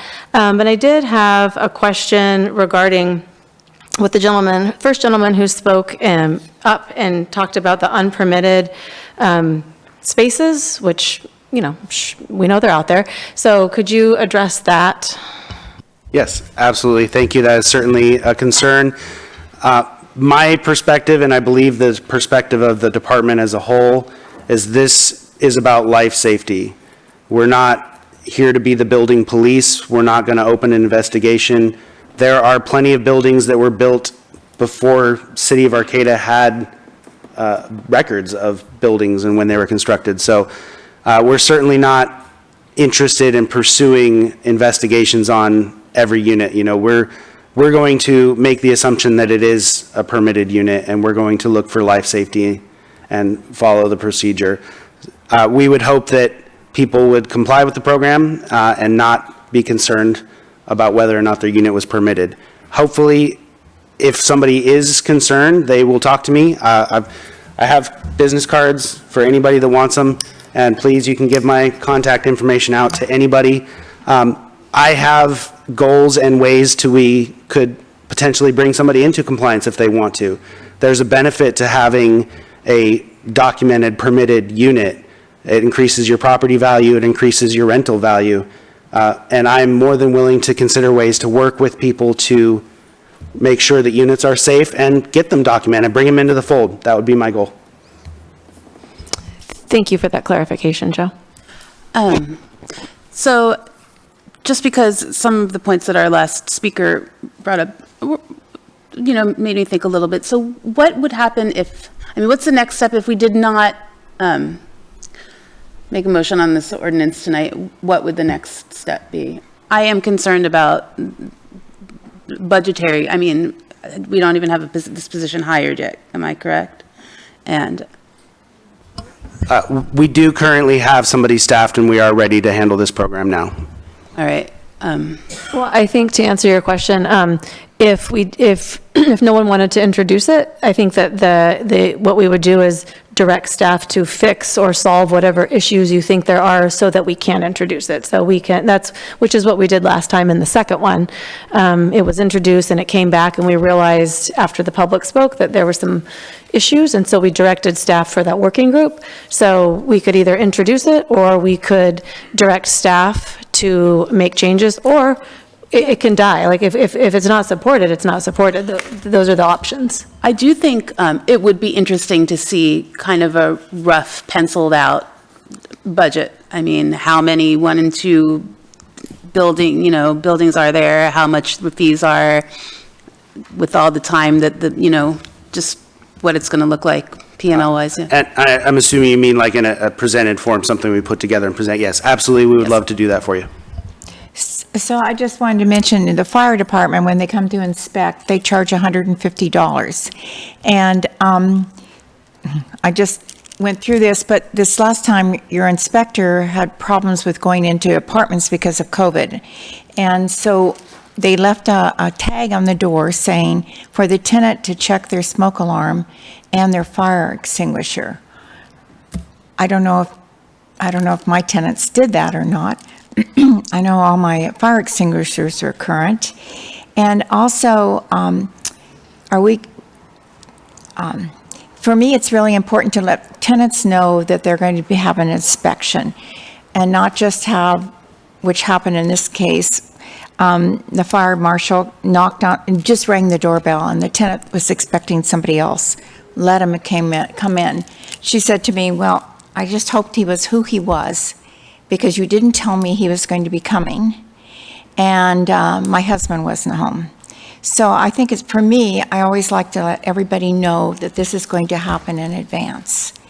And so I'm assuming that would be true with other landlords and also with rental agencies, that they would want to let everyone know. So that's a really concern. And I know that there's issues that need to still be resolved. So I think about what you're saying, Meredith, is possibly we can just ask that some of these issues to be addressed and put a date specific to bring it back. And open up that time again, for comment too, because I think it brings a lot more people back into the conversation when they, see it happening. And I had the opportunity, I contacted 4 people that I knew were part of the group. And Dave Hockman was one, and he wrote this letter.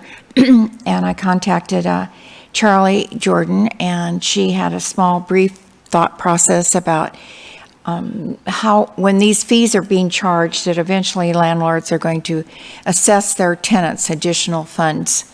And they're going to say, well, we have to do this, and I have to come back, or whatever it might be. So your rent will go up. And so anyway, there's concerns around that, and we know our rents are high in Arcata anyway, and most units, there are a lot of units, and so how can we make sure that that pass-through doesn't go through from the landlord agency, rental agency, into the onto the tenants? I just want to bring that up as a concern. And I definitely would like to see what kind of situation we can actually have with Cal Poly around housing, and we have more than one group of people working up there, or I should say, working on housing and making sure that we're all working together to provide. And if we see things, or we know of things that are out of compliance, I think we should let the building inspector know. So if we see it when we're on the streets, or we're out campaigning or whatever, take a note, write it down, turn it over. Because tenants, in my experience, over the years, they've called me and said, well, I can't say anything because I'll get kicked out. But my landlord told me I need to go upstairs and use the apartment upstairs shower because my shower doesn't work. And when I move out, then he said he would fix it. But those are things that are not okay. And you can't get tenants to come forward because they think they'll be evicted if they do. This has happened off and on, where refrigerators are chained with a lock around them because they don't have an adequate refrigerator. And mothers, when I was in the Garden Gate, an owner there, they would come in just devastated that this is how their children were living, with broken windows, with cardboard over the windows, and appliances that didn't function. And I know that's what we're after. Thank you. Meredith, you want to make a motion? Should we make a motion to send this back to additional information from staff, ask it to go to the working group, and then set a time for it to be on an agenda, our next agenda, possibly? We would choose the last meeting in September. I just have some quick comments before you guys make your motion. Alex, I'll second that. Okay. Thanks. Yeah, I don't, originally I supported this, and I really don't feel like we should be doing anything to increase rents, especially, kind of with the economic landscape being what it is and going the direction it's going. And again, like I've said many times in the past, I just feel like it's a huge mistake to continue to delegate power to the staff. There's many examples here of giving authority to the director, which we do over and over and over again. And I just don't feel like that's what our voters expect of us. So I don't think I can support this anymore in the condition it's in. Okay, so right now we have a motion and a second to direct staff to do more investigations work. So I just would like to clarify I support that, but just for clarification, I only specifically heard two things. I heard a request for a budget item, which is great, and I also heard a concern that the fees would be passed on to the renters. So I think on behalf of staff, I think that if we've got more than that, we need to actually direct them as to what we would like answers on, instead of just saying, go back and give us answers. So if we could just come up with, really specifically what your concerns are, I think that would. I think another issue that was raised was in general plan and how that's fit into the general plan or didn't fit into the general plan. And I think we could have that one figured out, and we can make whatever amendments we need. And so the date specific I would suggest is September 21st.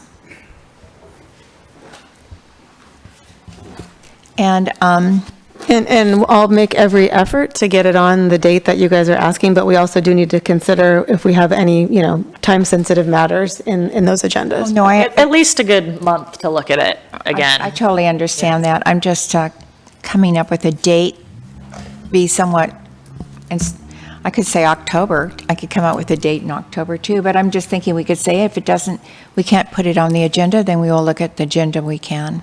Yeah, will that working group be able to come together and have one more meeting? The fact that some of this wasn't brought up to the fourth out of the fifth meeting, I think was a little concerning. So if there could be one or two more meetings with the working group to kind of iron out some of the things that were brought up, that'd be great. If it's possible. I know it's like herding cats trying to get people all together in one place. So, I support Alex's original idea of creating a date, that date in September. I think what we're forgetting is that, we decide what happens and what dates things get brought to us, not the staff. So to me, it's fine to put something in I don't know. Well, I hear you. It's just in the past, we've set, we've had a time certain and we've set dates, and then we have gotten back work that wasn't ready to go because that was the expected date. So I'm happy to look at that month time frame and set that as a goal, but I hear what you're saying. I just wanted to 3 meetings and then sometime after that.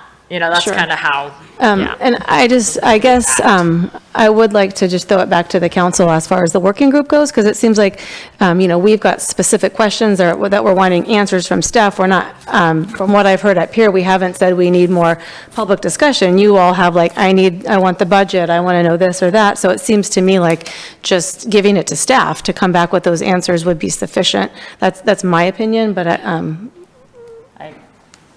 I agree with that. And just, I don't know, I think I personally need just a little more time to ruminate on it, just because I think a lot of people and groups that have interest in this didn't know that it was being brought back, that I have had contact with last night, and it's oh, it's happening tomorrow. So just to give more time to have those conversations with people that have stake in this too is kind of part of why I want to push it off a little bit more. Yeah, I agree with that, Vice Mayor. And I've sent you all the letters I've gotten for you, both to you, Joe, and to you, Nietzsche. Okay, so we do have a motion and a second to have staff answer the was it the 2 questions that were brought up? 3? Oh, the 3 questions, yeah. And then we'll come back in hopefully a month to discuss those and see if we want to reintroduce the ordinance at that time. So all in favor? Aye. Aye. All right. And I know you're all here for the next item, but we really need a quick bathroom break, so we're going to take a 5-minute break, and we'll be, I'm sorry.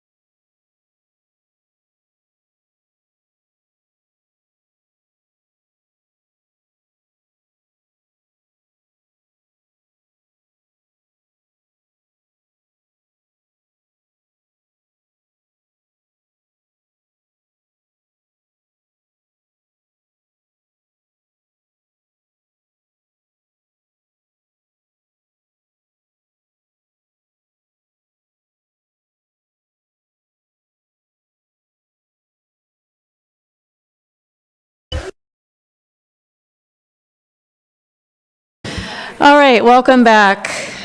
I apologize. We have one more item, but it is a short one before we'll get to you guys, so I misspoke. We're almost there. All right, so our next item of new business is to appoint one new member to the Parks and Recreation Committee for a term expiring March 31st, 2023 or 2024, so we're choosing which one. So when you make that motion, just include the term that you'd like. And one new member to the Historic Landmarks Committee for a term expiring September 30th, 2025. So we had committee interviews prior to this meeting at 5:30. Do we have any questions for the council or a motion? I'm ready to make a motion. I'll make a motion to appoint Jolly Earl to the Parks and Recreation Committee, term ending March 31st, 2024. And I'd like to also make a recommendation to appoint Dr. Jeanette Cooper to the Historic Landmarks Committee for a term that ends September 30th, 2025. I'll second that. Okay, do we have any members of the public that would like to comment on this? Seeing none online. Okay, any questions or discussion from council? Okay, all in favor? Aye. Okay. I told you it was short. All right, so item B, review and make a determination on the request from Arcane Artists Incorporated to extend the ending time past 10 p.m. for their 2022 Arcane Summer Fundraiser Series. Can we have a staff report from City Manager Deemer, please? Yes, thank you, Mayor, Council, and members of the public. The item before you tonight is a request for amplified sound event that goes beyond what I feel comfortable approving under the authority of the City Manager. Oh, come on, you can do it. So the event promoter came forward and requested a series of 8 summer fundraising art and music events. They are promotions for local artists and fundraisers for local artist work in the area, and they were spanning between July and October of 2022. All the events were proposed to be held on N Street between 8th and 9th. I will show you a map of that area. And they requested a time originally of an 8:30 p.m. to a 1:30 a.m. event. It's a mix of live singers, bands, instrumentalists, DJs, dancers, live artists, local food, beverages, and the types of music that were included in the application were country, pop, jazz, folk, melodic, and house ranging from the 80s until present. So they have an expected attendance of about 400 per event, and they are suggesting and staffing security between 8 and 12, depending on the event that they have proposed for each of the nights. Alcohol sales are permitted within the fenced area of the event for each of their proposed nights. I did go ahead and approve 2 events for July 23rd and August 6th, and I approved them with a 10 p.m. end time based on the application that they submitted. They held their first event, so let's see. So this is just a pullout of the city. Let's see if you can see this. This is the plaza here, just to orient you. And coming down 9th Street to the very end, it basically dead ends at N and is in Nancy Street. So this space between 8th and 9th along N is basically a dead end at 9th and a dead end at 8th and a dead end at N. So it's this section of road then that they are cordoning off. They have gotten permission and working with both property owners and the business owners along this building block, as well as the owners of this triangle of land that they have additional setup. So when I started to look at their request, there are various places within city codes and program criteria that we talk about noise. The city's general plan noise ordinance, and I've just stripped out basically only exterior noise for theaters and auditoriums, has an hourly max of 55 decibels, basically from 7 a.m. to 10 p.m., and then you'll see there's really no rating after 10 p.m., with a maximum of 75 for basically day and evening, and then again, no rating for the evening, in essence, unpermissible during those periods. As a reference note, 55 really is the noise of sort of typical conversation and ambient noise level, so certainly not largely amplified at that. Our municipal code has provisions for special use permits, and I have paraphrased and certainly can direct you to the portions of the Muni Code if you would like, but the use of any system for amplifying sound is prohibited on any public street unless a special use permit is first secured, and that's typical of any of our special events, whether they're on the plaza, on a street, or in another park. Special use permits for amplified sound shall be issued only for events of community-wide significance, and then basically denial of such a permit can be appealed to the city council. So while this is a friendly appeal, we just had a conversation early on when I first heard about this coming through that I really felt like that time frame was something we were going to have to work cooperatively on a trial basis, and ultimately anything past 10 o'clock would have to go before the council. Also to ensure that there really was public dialogue and public notification and a place for the public to come out and speak. So just by way of other regulations that we have, at the community center, our use regulations allow amplified sound until midnight. Again, most of that is indoors at the community center. And at our D Street Neighborhood Center, we prohibit amplified sound even inside the building, except for Fridays and Saturdays until 10 p.m. and Sundays until 9 p.m. I will report just a little bit. The event promoter is here to speak to you tonight directly about his request. The July 23rd was well run and well organized. We had several staff and several community members and folks from the Creamery District that I have conferred with after the event. And by all accounts that I have heard, it was very well organized and ran very smoothly. 10 o'clock was the time that we asked them to shut down, and everybody said it was like instantly at 10 o'clock, everything was shut down. It was very smooth, and they had a lot of security there that helped kind of work people back to their car through the neighborhood, and by all accounts was very successful. I did confer with the police department. We had no confirmed complaints to dispatch that evening. There was one noise complaint that came in about two people arguing a couple of blocks from the site at about 10:45. Not confirmed to be related to the site, but only thing that we had identified in that evening in that vicinity. So the staff recommendation before you certainly is for you to have your own deliberations, but I would suggest that you consider approving perhaps 2 more events on a trial basis to end at 11 p.m. It is a unique opportunity. The promoter will talk with you about the types of events and why he's asking them to go later into the evening. But to perhaps trial with that neighborhood based on the outreach that the promoting group has done within the neighborhood, to trial maybe 2 at an 11 p.m. end time and just continue to receive community feedback. So any direction that the council wants to provide on a later time frame, certainly we would take into consideration as well. So with that, I'll hold, happy to answer questions and provide time for the applicant to speak about the request.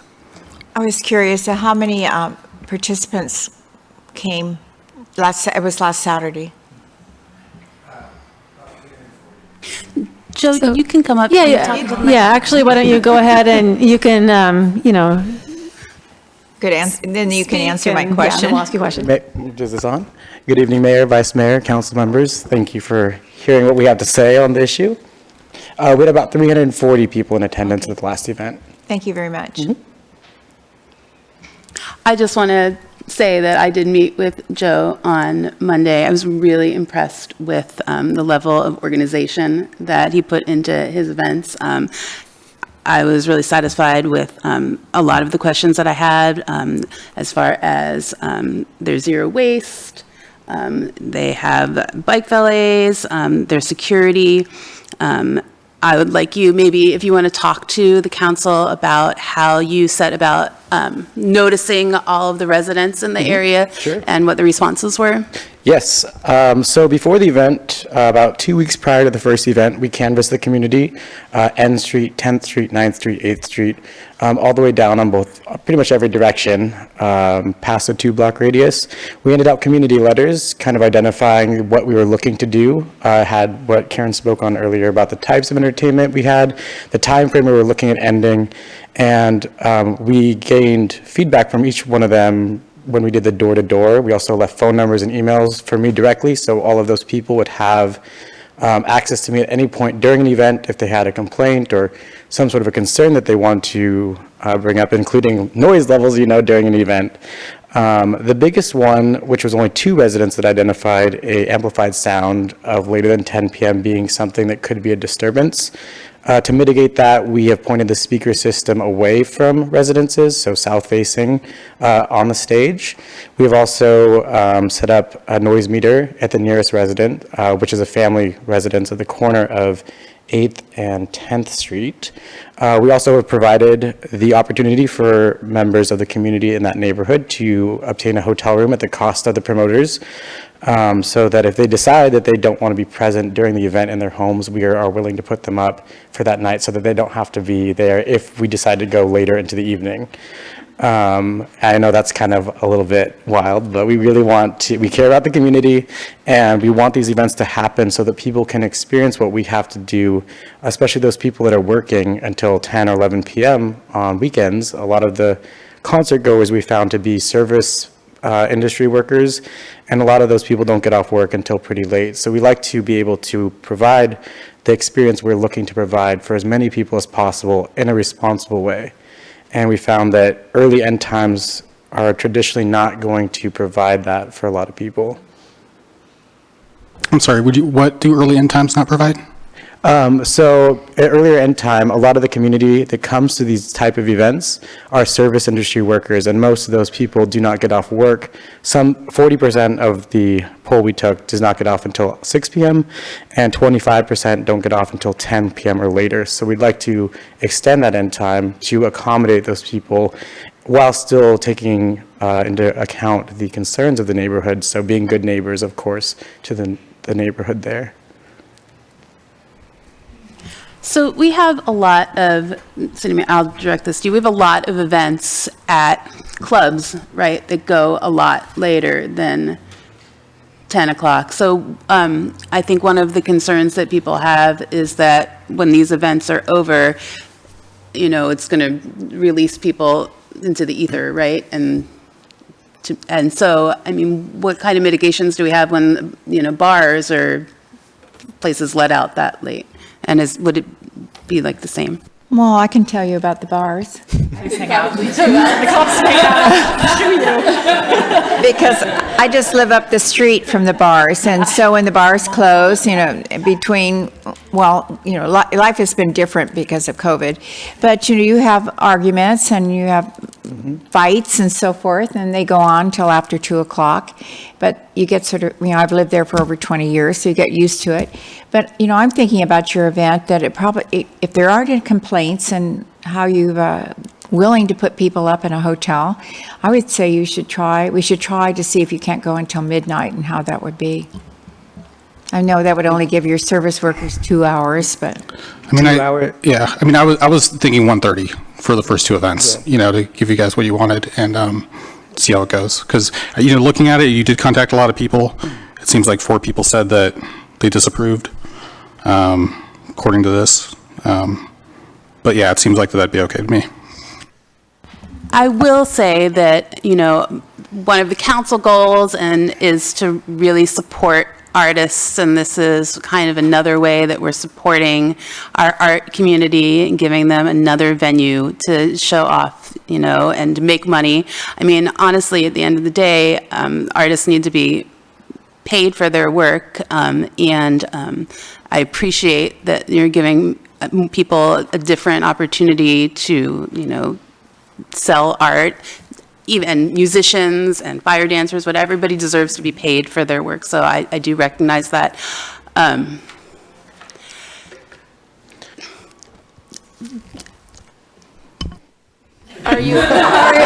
wondering, are you thinking what I'm thinking, that from 10 to 1:30 is a big leap right off the bat? I am, unless there's 80s music. Right.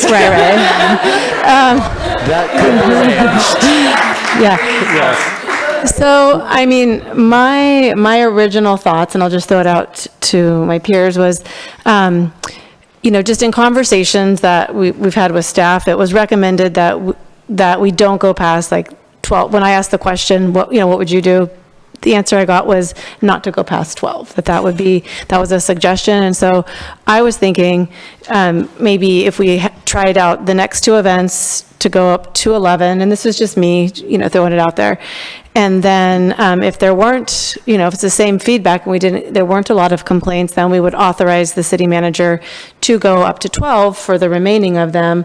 I would also, however we do it, I think that for the group to have to come back and sit through our lovely council meetings, probably not the best use of time. So I would, think that we should authorize our city manager to have some discretion, based on whatever guidelines we throw out. So that's where I'm coming from. I think that maybe based on the fact that a lot of the intended audience does not really get off until, I think I'm leaning a little bit towards midnight.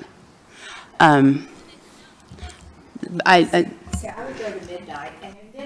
And all of a sudden, if you had issues, then you could come back to 11. Because 11 is a reasonable time for most people to be able, a lot of people don't go to sleep until 10 or 11, so I would think that could work. But that's how I would look at it. We also 12, and then if it doesn't work, you get complaints, like Joanne lives right down by you. That's correct, yeah. I actually spoke with her. So we'll find out, what maybe she'll speak. So that's my feeling. And just one of the things in relation to the noise and that late night, I don't know if any of you guys have heard of what a silent disco is.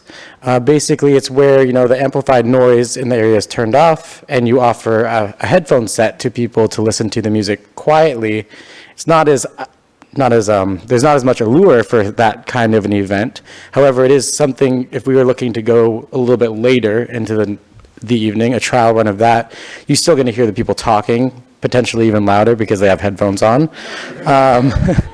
But it is something that we were willing to put into that trial as well if we wanted to go later. Maybe if that 12 a.m. thing is something that you guys are considering, and then maybe after the first event, if there's still no feedback negatively from the community, having that trial run of a silent disco after that until at 1:30, just kind of inching forward so we sort of, are playing it safe with the community.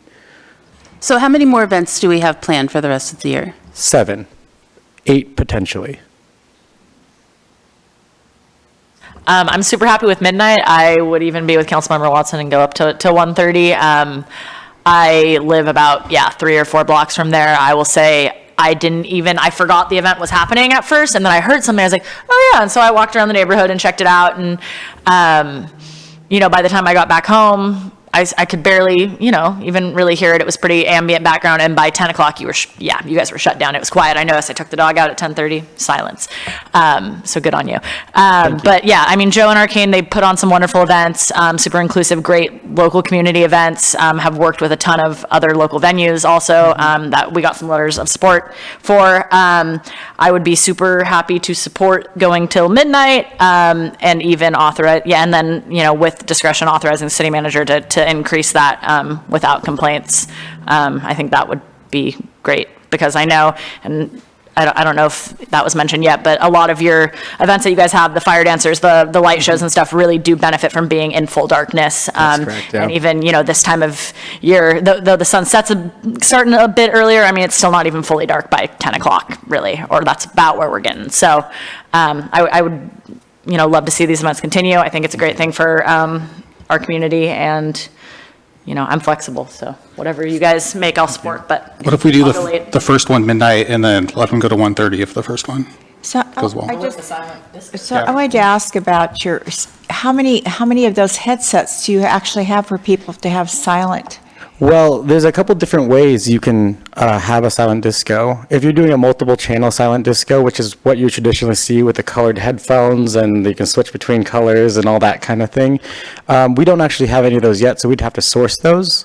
However, you can do a radio interruption of a local channel with the proper credentials, which we do have, and you can change any headset on your phone or whatever you'd like to receive that. So you might not even be in the event. It can go up to 200 meters away.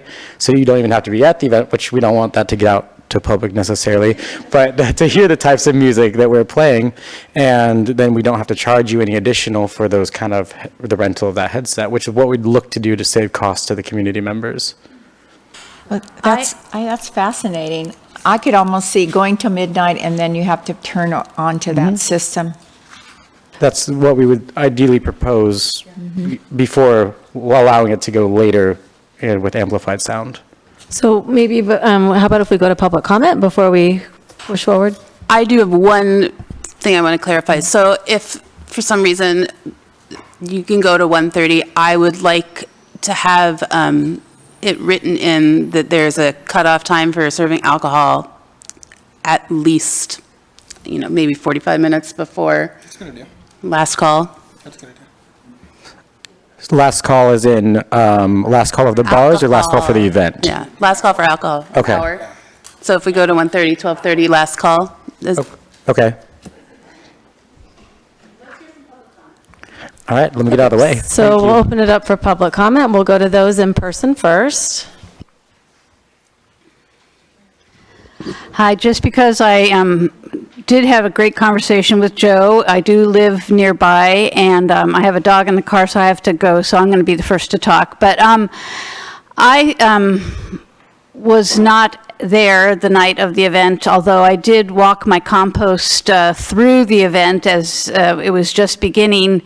And the security was really polite and helpful, and I did sort of do it to see what it was all kind of about, because I wasn't going to be able to witness the actual party or whatever.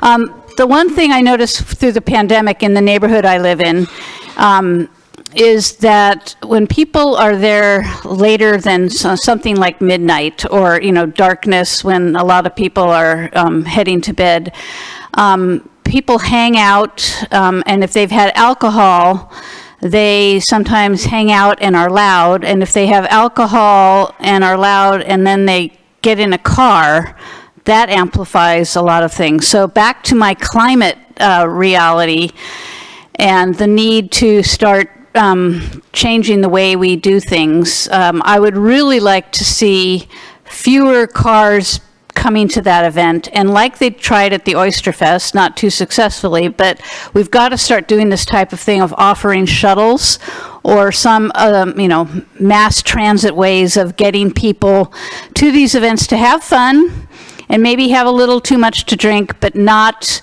getting in a car and loudly zooming off and potentially, causing some issues in the neighborhood. So I don't have a problem with the actual event and the timelines or whatever. It's the post-event that I'm really concerned about. And it does sound like they have people going around and monitoring all that, but it's alcohol in cars late at night, after midnight, just thinking about all those types of things, and I'm just going to leave you with that to consider, because I want people to have a good time, and I want to have them to have a good time, and I can sleep through a lot of things, but I do not like people not respecting the neighborhoods or the neighbors just because they don't know what they're doing because they're under the influence, and then they get in a car, which is even worse. So those are my major concerns about this type of thing. So carry on.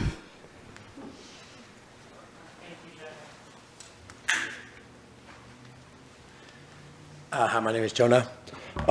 First, I kind of wanted to address her thing a little bit, and one of the wonderful things is we used to have our events somewhere else where driving was, in fact, absolutely something you had to do because you had to leave the party because they're not in Arcata. One of the wonderful things about our event now is that it's right in the city center, and most of the people walk or bike, and we have a bike valley. As someone who works really closely with security, when the sound is done, the sound is done. That includes the speakers or people talking, and we move people along the way very quickly because we are very aware of the residents in the area, that being able to stop us. So we're very aware of that. We work really well with our security. I guess I'm just going to wing it now.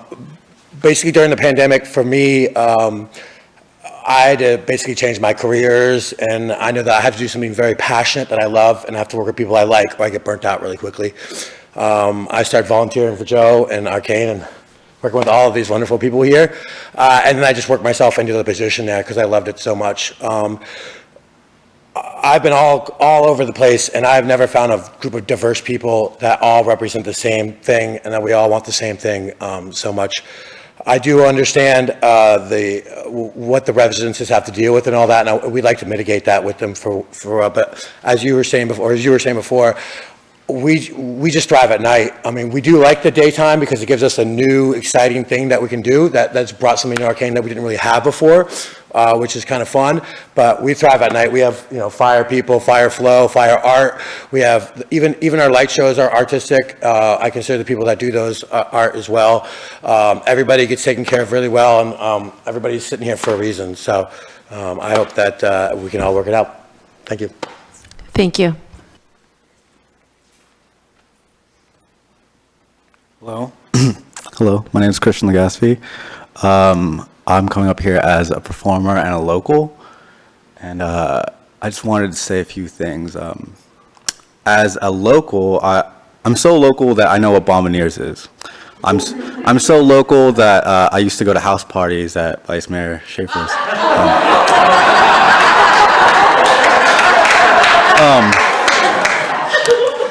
As a performer, Can you make sure that goes in the minutes, Bridget? as a performer, I've DJ'd in the Philippines, I've DJ'd in Hawaii, I've DJ'd in the East Coast, the West Coast, the Midwest. I've done 497 events, not including weddings. I've DJ'd from the Ingomar House to the Tip Top Club, every casino, whatever, in this local community. And for what it's worth, I think that you have found the right person to lead the charge in this growing music community here. How Seattle had the grunge scene, I can humbly say that Arcata is going to have the arcane scene. So for whatever that's worth, Joe is the right person for you guys to rest your trust on. Thank you. Thank you.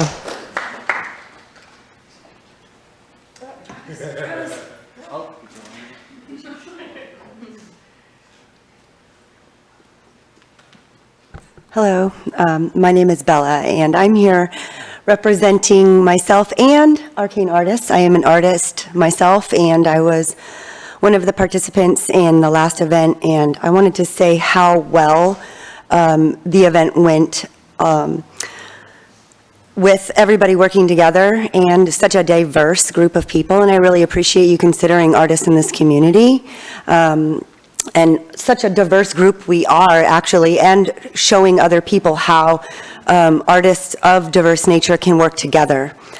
And I hope you do consider us moving the event into a later hour, as we can show you how we operate as a team together and a community, and how we consider everybody.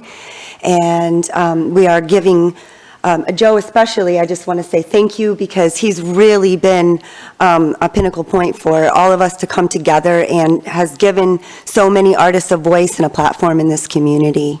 And we continue to do this and grow together and see more and more people come together. And I really hope that you can see that that's what we're doing. And thank you for all of your consideration. And yes, thank you. Thank you.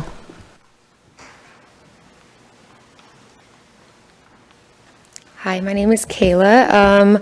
I'm a part of the dance crew that always performs with our events that we put on, and yeah, just really proud of how much Joe has worked from the beginning and helping it grow, and he puts a lot of consideration into every aspect of our events, from people who are performing, for dancers and musicians, and especially the community, and how much care he puts into, how he was saying, going to the residents and checking, making sure everybody is semi on board.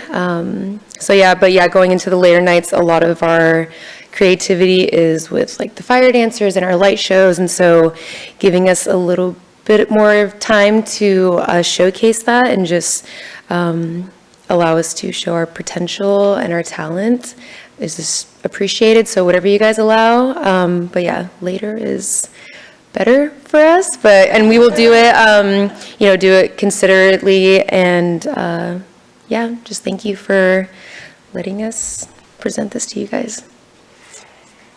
Thank you.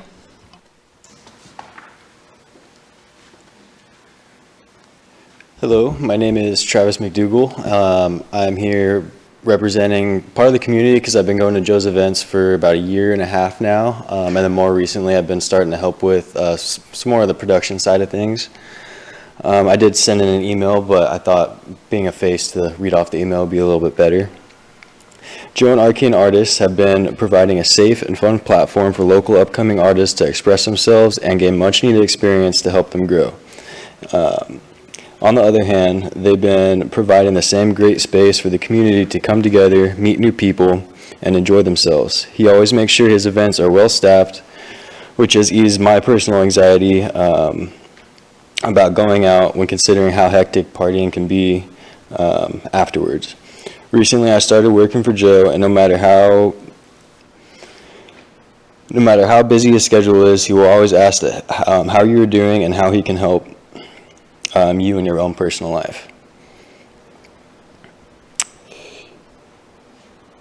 I hope that we can make it easier for more of the Humboldt community to enjoy what Joe and his team have been putting together. It is great to see people of all ages at the Arcane events, but early curfew that has been enforced leaves out the part of the community that doesn't get off work till late at night, which in turn affects income opportunities and makes it more difficult to coordinate future events.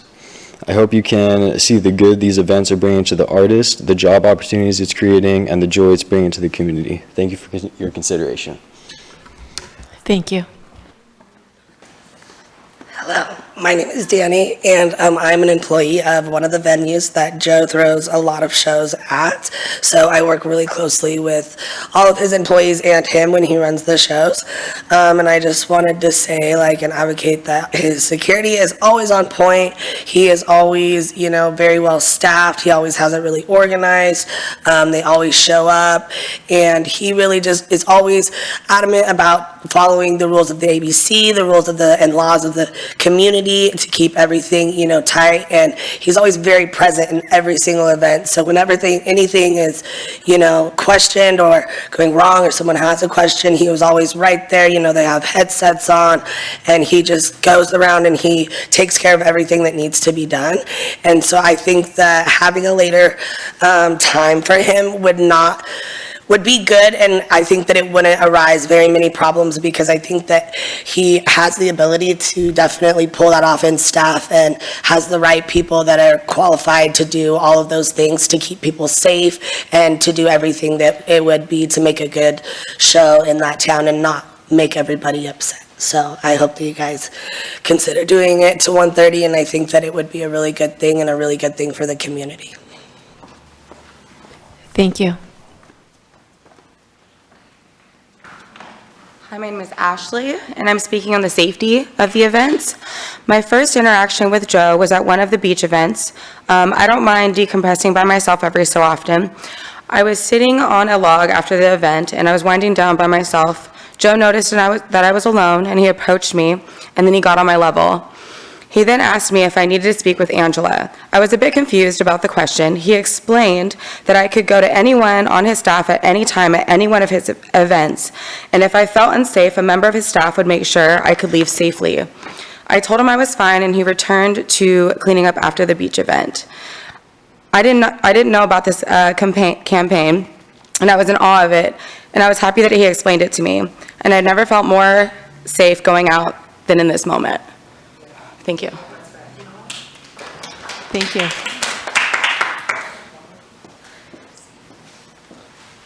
Hi, my name is Nolan Schaefer, and I've been volunteering and working with Joe and Arcane for a little over a year and a half.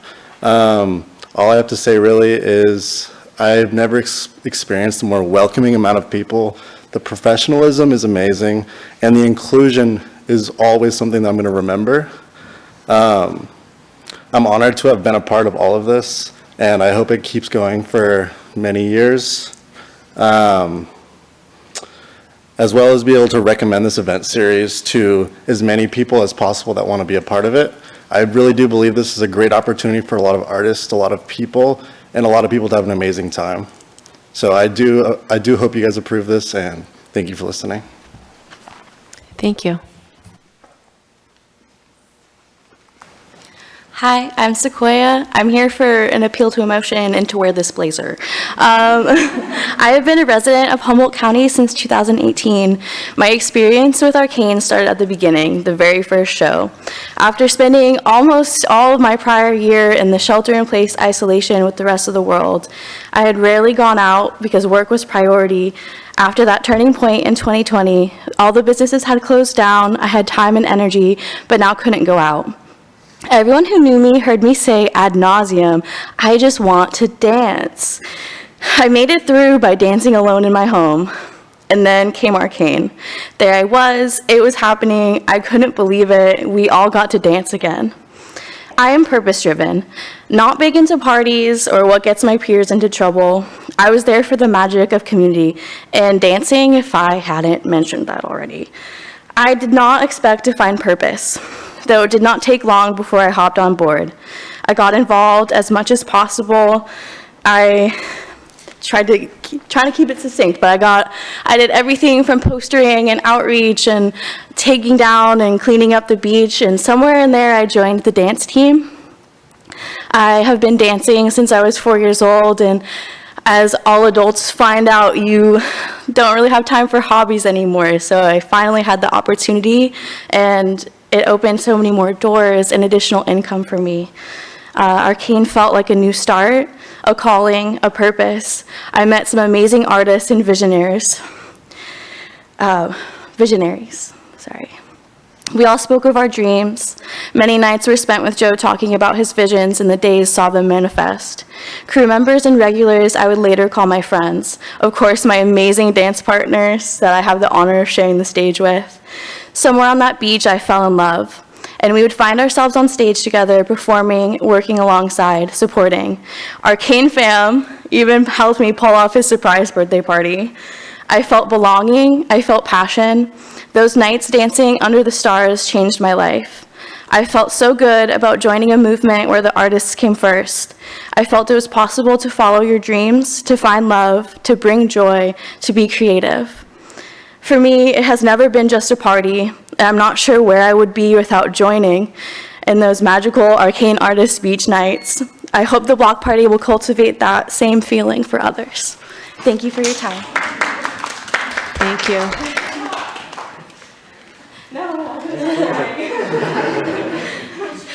Hi, my name is Bella Awan, and I'm a part of the dance team with Arcane Artists, and I feel so blessed to have been a part of it. I approached Joe recently when I first moved here, just really wanting to be a part of something artistic, and I'd been lacking it with the pandemic, and he gave me a community, and everyone has given me such a beautiful community of people who support me, and these events are just like the cherry on top of magic and being able to express ourselves and have a platform and a community. I truly think that extending the time will allow us to have more people come and help us continue these events and continue to grow this community for us and give us more success so we can give all these people this magical feeling and experience. So yeah, I hope you guys extend it. Thank you. Thank you. Good evening. My name is Lillian Connect. I'm here as a lover of melodic house music, and I love dancing as well. I've been dancing since I was out in clubs, since I was 18. Before that, of course, at home in front of the mirror. In Arcata, there isn't much places that do offer house music, so I love the fact that Joe tries to get as many house artists as he can get. And they're awesome. So, and I do thank you for considering to extend the ending time for outdoor music events. Arcane Artists creates a safe space for artists in the community to showcase their talents, as well as a public space for the public to come together and dance without the fear of being in a tight enclosed space like most of the clubs or bars in Arcata are.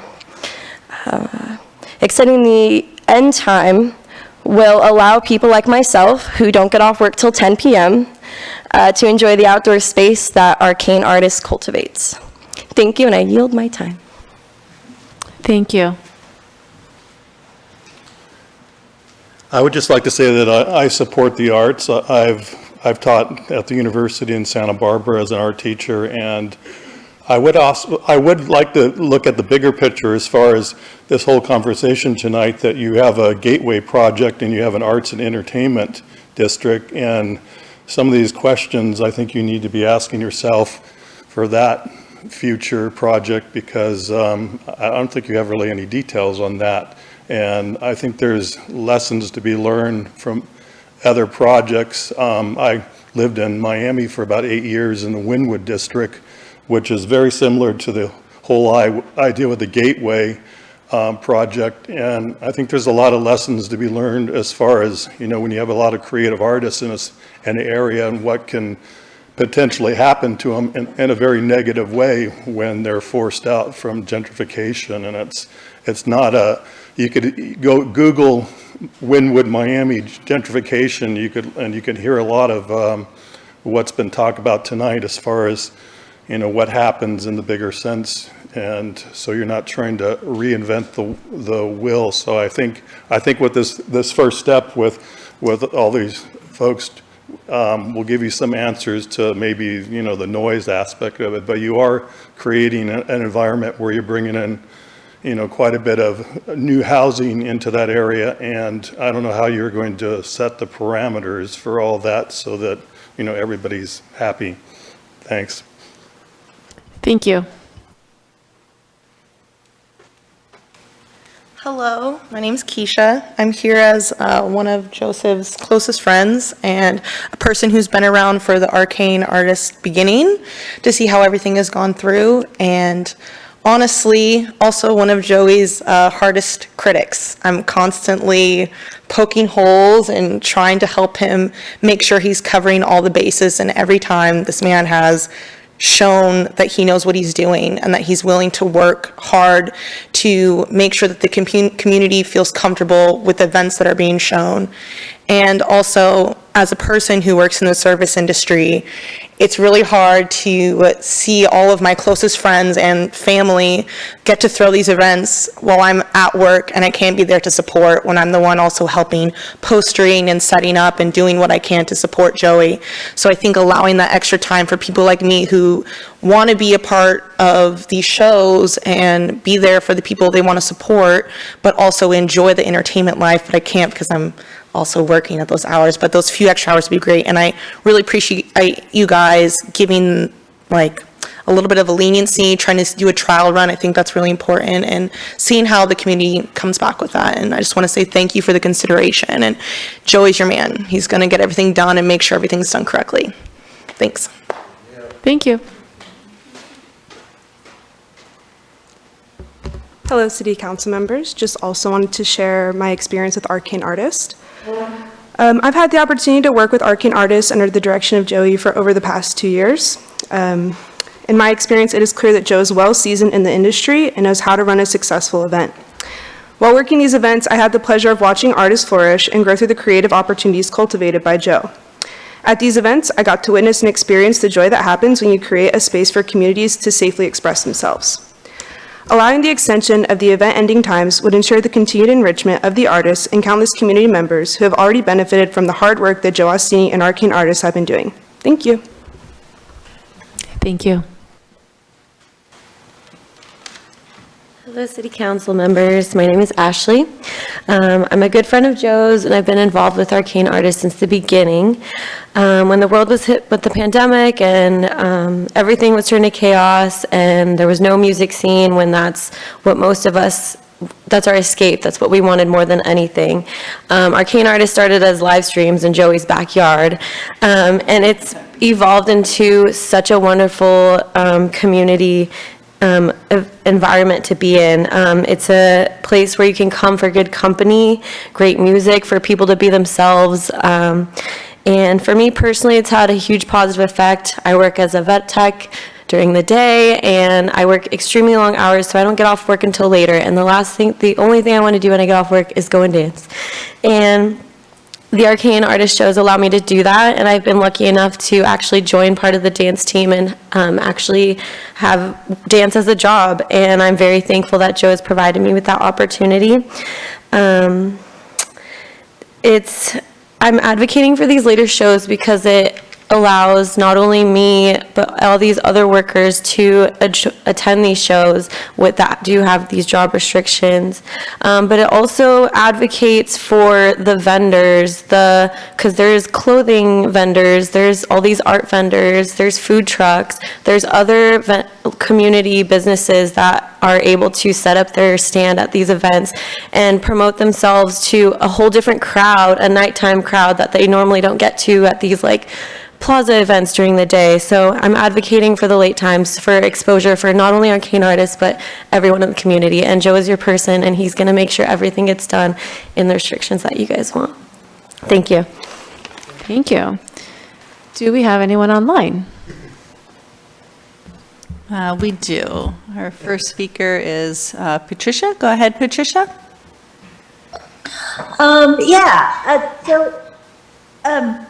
Let's see, where do I start?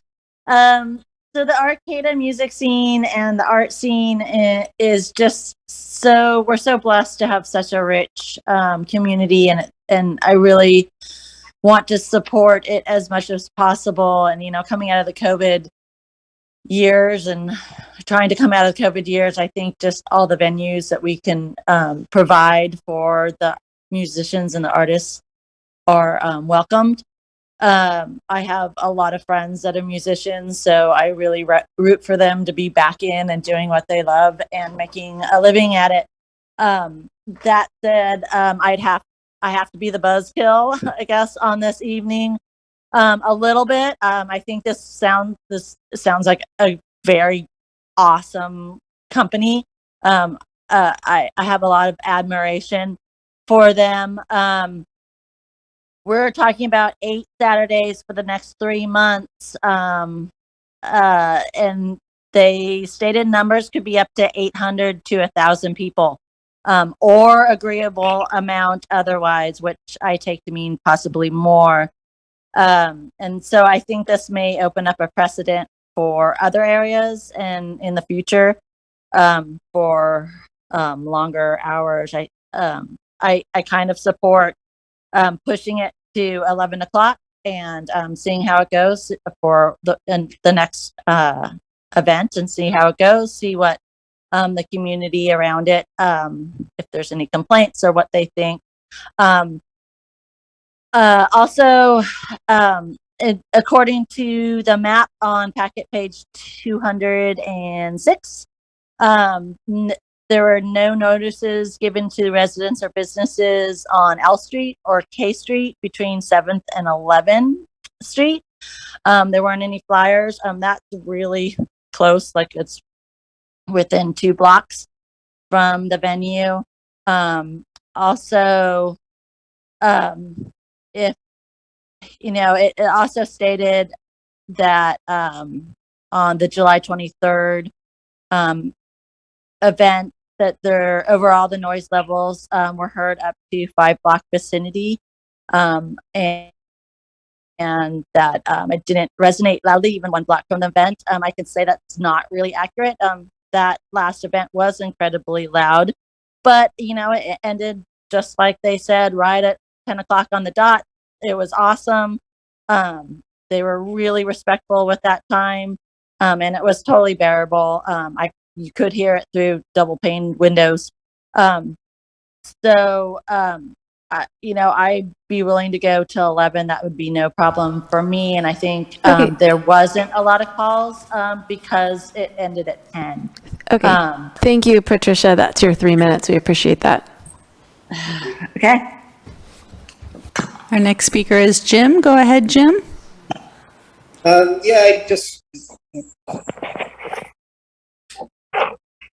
I did want to compliment the council on how they handled the rental inspection. I thought they were very thorough on that. It showed a lot of subjectivity. I think that the enthusiasm of this, and I would agree with Patricia and all these people that come in and spoke, it sounds like a really wonderful event, but I don't think you're following the normal guidelines of actually looking through the issues and making sure the concerns are addressed. Because, for example, pointing the speakers away from 10th Street, I think is a great idea because there is a lot of people over there, but pointing it south is pointing it toward other neighborhoods too. And I think that's a little bit of where things came across with us. You know, and the concern as far as the 800 to 1,000 people that could potentially happen, and they have contingencies for it, means that they would welcome if it happened. And I think you might need a little better parking plan for this and concerns. And this is an outside event, you know, so I would just ask of you to do your due diligence. And I know there's a lot of excitement here, but just at least go back to what the staff's recommendation was. And I think it's a good one to test this out at 11 o'clock and go from there. Because our initial feeling is we have this sense that, you know, a lot of things go on at the Creamery and we love them, we can hear them, you know, and they end at 10. But I feel like if you put this wide open at 1:30, that there'll be no area to input in this during the night if it is super loud and you're just kind of stuck with it. Anyway, that's all that I have to say. Thank you. Thank you, Jim. All right, our next speaker is Shoshana. Go ahead, Shoshana.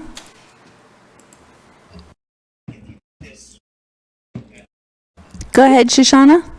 Hello. Hi, I'm just reaching out because I'm totally all for events and all for everything wonderful that the artists and music and coming out of COVID. Yes, of course, 100%. I did run a dance studio in the Creamery building for many years and definitely have a feeling that events that end at 10 are definitely different than events that end at 1:30 with my experience in the Creamery district, and that it's very dark over there. And when people are, as Meredith said, released into the ether, that's where people kind of wander into a lot of the dark corners of the Creamery district.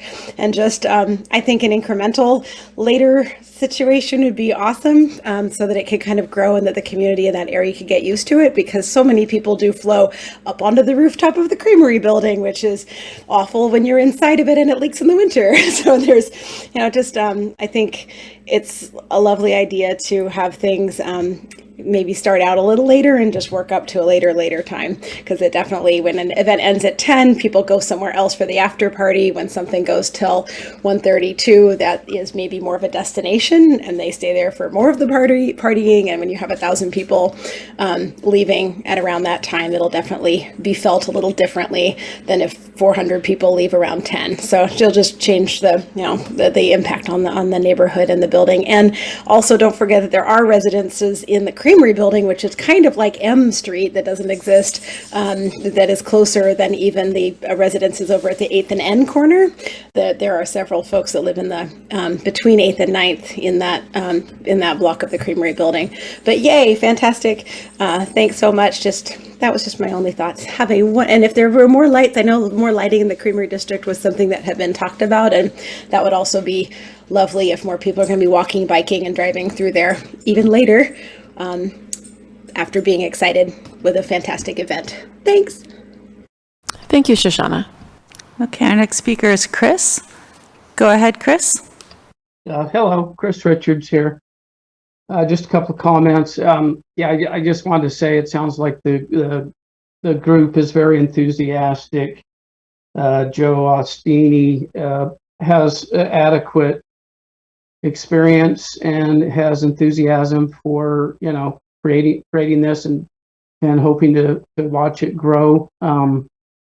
The thing I really want to say with this is, if you really want to get community support and, you know, help this to grow in a fashion where you can reach and attain the goals of later night venues and all that, I really think baby steps is going to be your way to go. If you pull the Band-Aid off and go, okay, we're going to just roll with this and see what happens, it's going to hurt, you know, everybody in the process.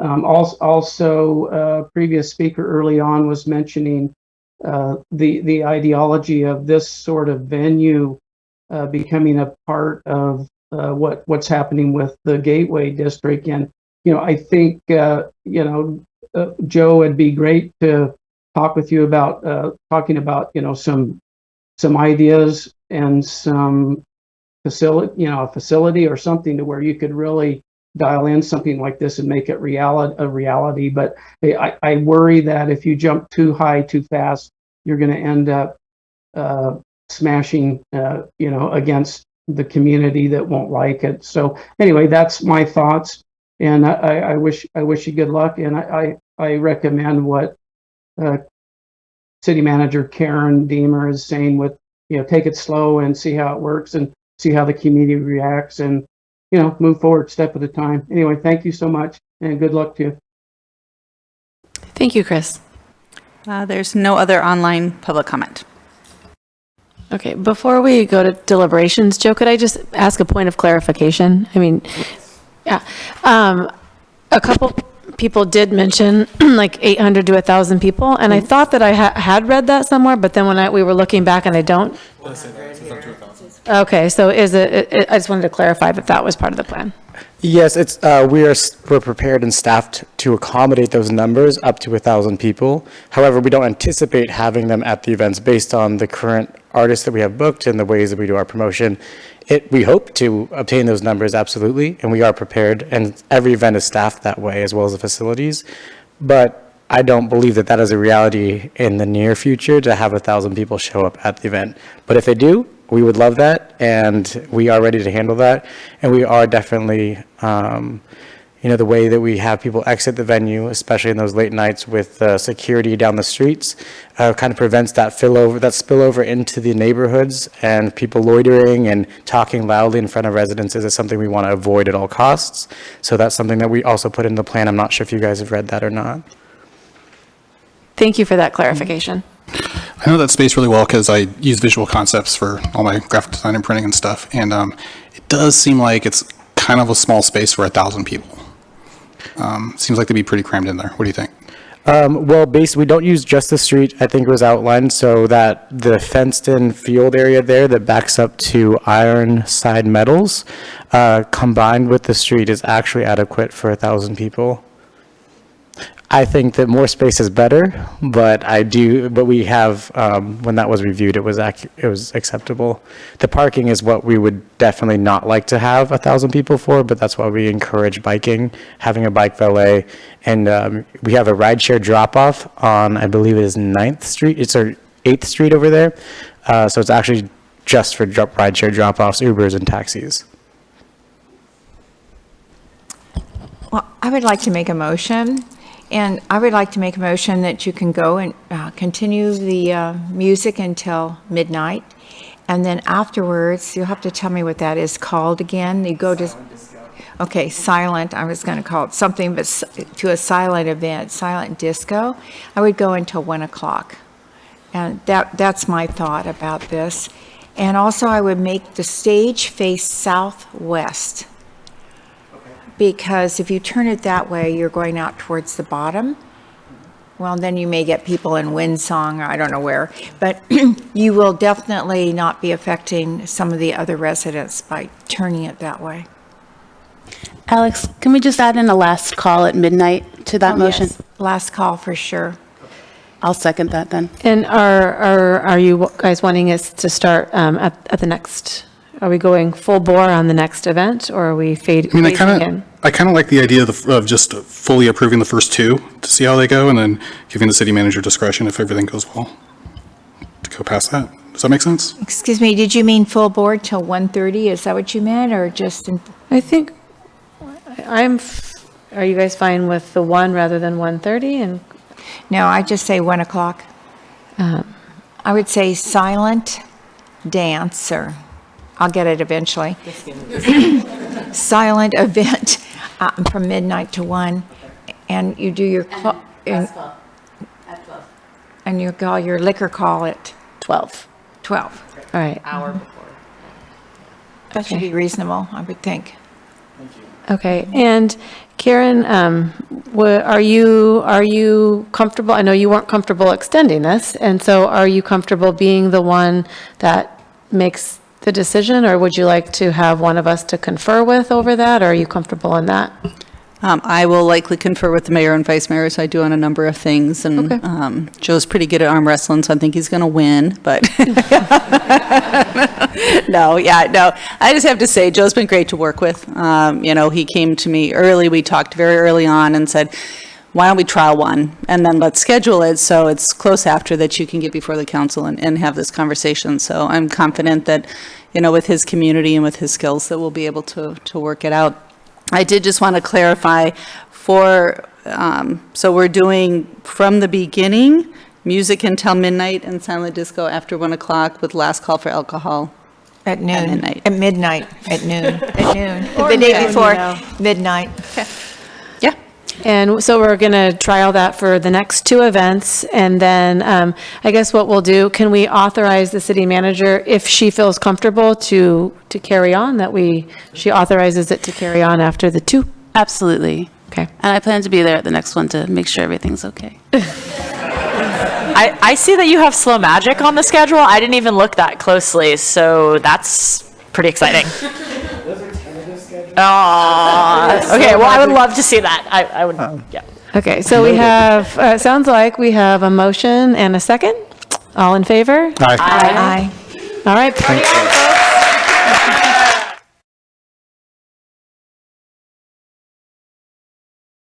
Thank you, guys. All right. Those are good stories. Thanks for waiting through the rest of the meeting for that. Okay. Okay. So next, that's going to take us to oral and written communications. Hey, guys, we still have to finish our meeting. So if you could practice, I mean, you can leave, that's fine, but if you could practice the silent disco, because we still have to finish. But you're totally fine to leave. You don't have to sit here. So next we have oral and written communications. And the city appreciates public input. That this time is provided for people to address the council or submit written communications on matters that are not on the agenda. Please know that pursuant to the Brown Act, the council cannot discuss or take action on items that are not listed on the posted agenda. At the end of all oral and written communications, the council may respond to statements. Supported requests that require council action will be set by the council for a future agenda or referred to staff. Speakers addressing the council may be limited to 3 minutes. With a maximum of 5 minutes, and a time limit on the overall length of oral communications may be imposed. And for today, that limit is 3 minutes. So do we have anyone in person first that would like to comment on items that are not on the agenda? Anything that's not on the agenda? This one isn't. No, we Because already it's been kicked had, back. we did public input for this item prior to the vote. But If you got go time ahead. for one comment? Yep.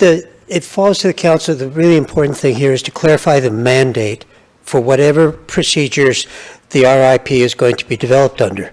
I would have thought that the general plan clarified that pretty clearly, but there's a conflict in the way that it is viewed. It is a responsibility of council to clarify that conflict, not of senior staff. Okay. So I'm hoping you'll provide the RIP working group with at least a clarification of what the mandate is, which part of the general plan are we to follow? They are in conflict. We need a resolution. Okay, thank you. All right, anyone online for items that are not on the agenda? We do. First speaker is Jim. Go ahead, Jim. Hi, I will go ahead and phrase this in a more general way so we can avoid the subject of on the agenda or not. And I just want to clarify, for an approved event, what will be the acceptable decibels during the operation of that beyond 10 p.m.? Can we get that clarified?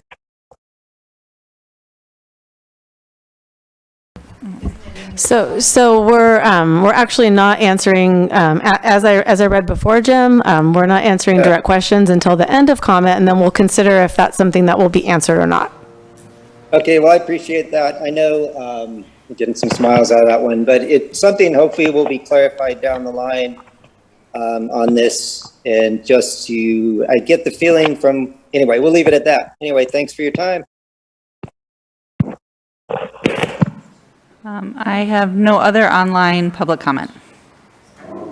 Okay, thank you. And just as a general reminder, since, public comment isn't really a time for a back and forth, but if you do, for just in general public, have specific questions that you want answered, you can reach out to us or staff at any time outside of the public meeting, and we can get those very specific answers for you.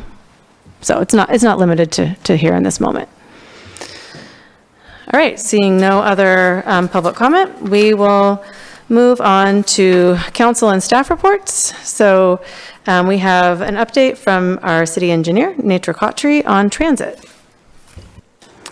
Good evening, Mayor, Vice Mayor, council members, members of the public in the Zoom, and everybody else. So I'm here to give you just a quick update. I did this a few months ago on some highlights of the transit, what's happening and how the ridership numbers were, and they were not that great at that time, but I have some update for you. I have just 4 key items that I'll be speaking on. One is the ridership has gone up as compared to last year. So it's last year we had approximately 55,000 riders riding our transit system, and this year we have 72,000 people. So that's a good increase on ridership. That's great.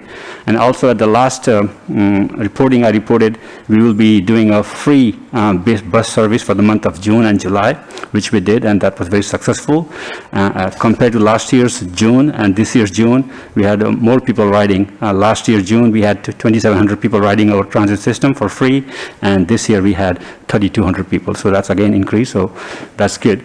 And then other highlights, you must have heard this multiple times from me. Our electric buses are coming, and they are still coming. Right now the tentative date is October, mid-October sometime. We'll have a 2 electric bus functioning here, and hopefully they will be running around the city soon. Other thing that you guys keep on hearing about is having not enough lighting on the bus shelters. So with that in mind, last year we applied for some grant. We were able to acquire 9 lights at our bus stops. The lights are here in the courtyard. We are just waiting for the contractor. So once we have a contractor, 8 of our 17 bus stops will have a light this year. And again, next year we have applied for additional grant, and we will be not replacing, but putting new lights on the remainder bus shelters. So that's just a quick update, and then I would like to say now, since I'm hopefully on the TV or somewhere, we are looking for drivers. To run drivers, the most important thing is drivers. It's scared service, looks like, and it's hard to find good drivers these days, and we want to find some more drivers. If you know anybody, please send them our way. We are looking for drivers. Can you just quickly mention the schedule and the pay? Schedule and pay. I do not have schedule, but we will. Type of shifts they might work. Well, the type of shift will be from morning. We run from morning 6:15 to 10 when the HSE is running, and when HSE is not running, we run from 6:15 to actually from 7 to 7, but they have to come early at 6:15 to 7:30 shifts. It is scheduled, or hopefully scheduled for next council meeting for our new bus stop position, bus driver position that will be coming in front of you for approval. And once that comes, we'll be advertising a bus driver position and try to hire somebody and keep on running our system efficiently. And our part-time salary for a bus driver starts at 21 an hour and ends at 25 an hour, the range. Great, that seems pretty good. Great, if you have any questions now. I was hoping Joanne would be here. She is excited about all this kind of update, but she's not here. So. She rode the bus a lot. Yeah.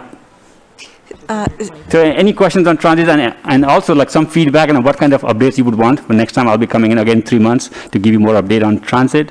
So if you have some specific interest on a transit system, please feel free to ask. Ride transit, get your experience, and ask questions. So I know one of the things about the bus system at one time was thinking about whether or not we could hire students from Humboldt or Cal Poly Humboldt in order to be able to fulfill some part-time jobs and be able to employ students at the same time. I don't know if that's a possibility anymore, or if that's even being approached through the Cal Poly looking for drivers. So that's a good comment, and we are in communication with Cal Poly Humboldt regarding that, and they will be advertising our part-time bus position as well. And in the past they have done, but they used to have a good program for site tours. They used to have a student driver system, but they don't have that anymore. They seek services from us when they need, but they don't have that program. Hopefully with Cal Poly, they will try to expand on that, and we could use that pool for our part-time bus drivers. And we are in communication with them, definitely. I had this conversation last week with Cal Poly staff. Are there special trainings that driver needs? I mean, is that something that we would maybe as an incentive, like pay for the drivers to take a training in exchange for them saying, all right, I'll give you a year or something like that? Class B and clean record. That's very important. It's hard to find these days.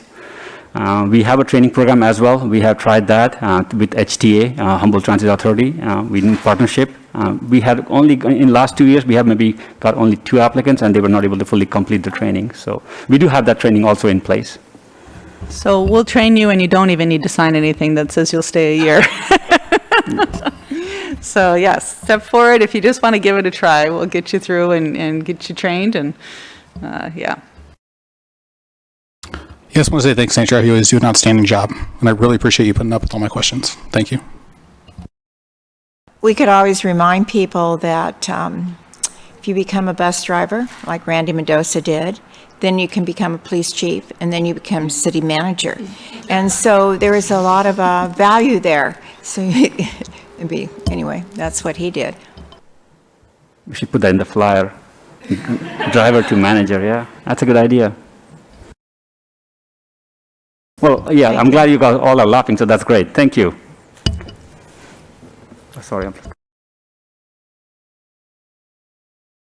Great, thank you. And as far as the content, I thought that was perfectly appropriate. Just the, quick stats. I think that's what we're looking for, so thank you. Other council and staff reports. I'll just start by saying, Arcata, we're going to have competing job positions here, so I'm going to say mine first.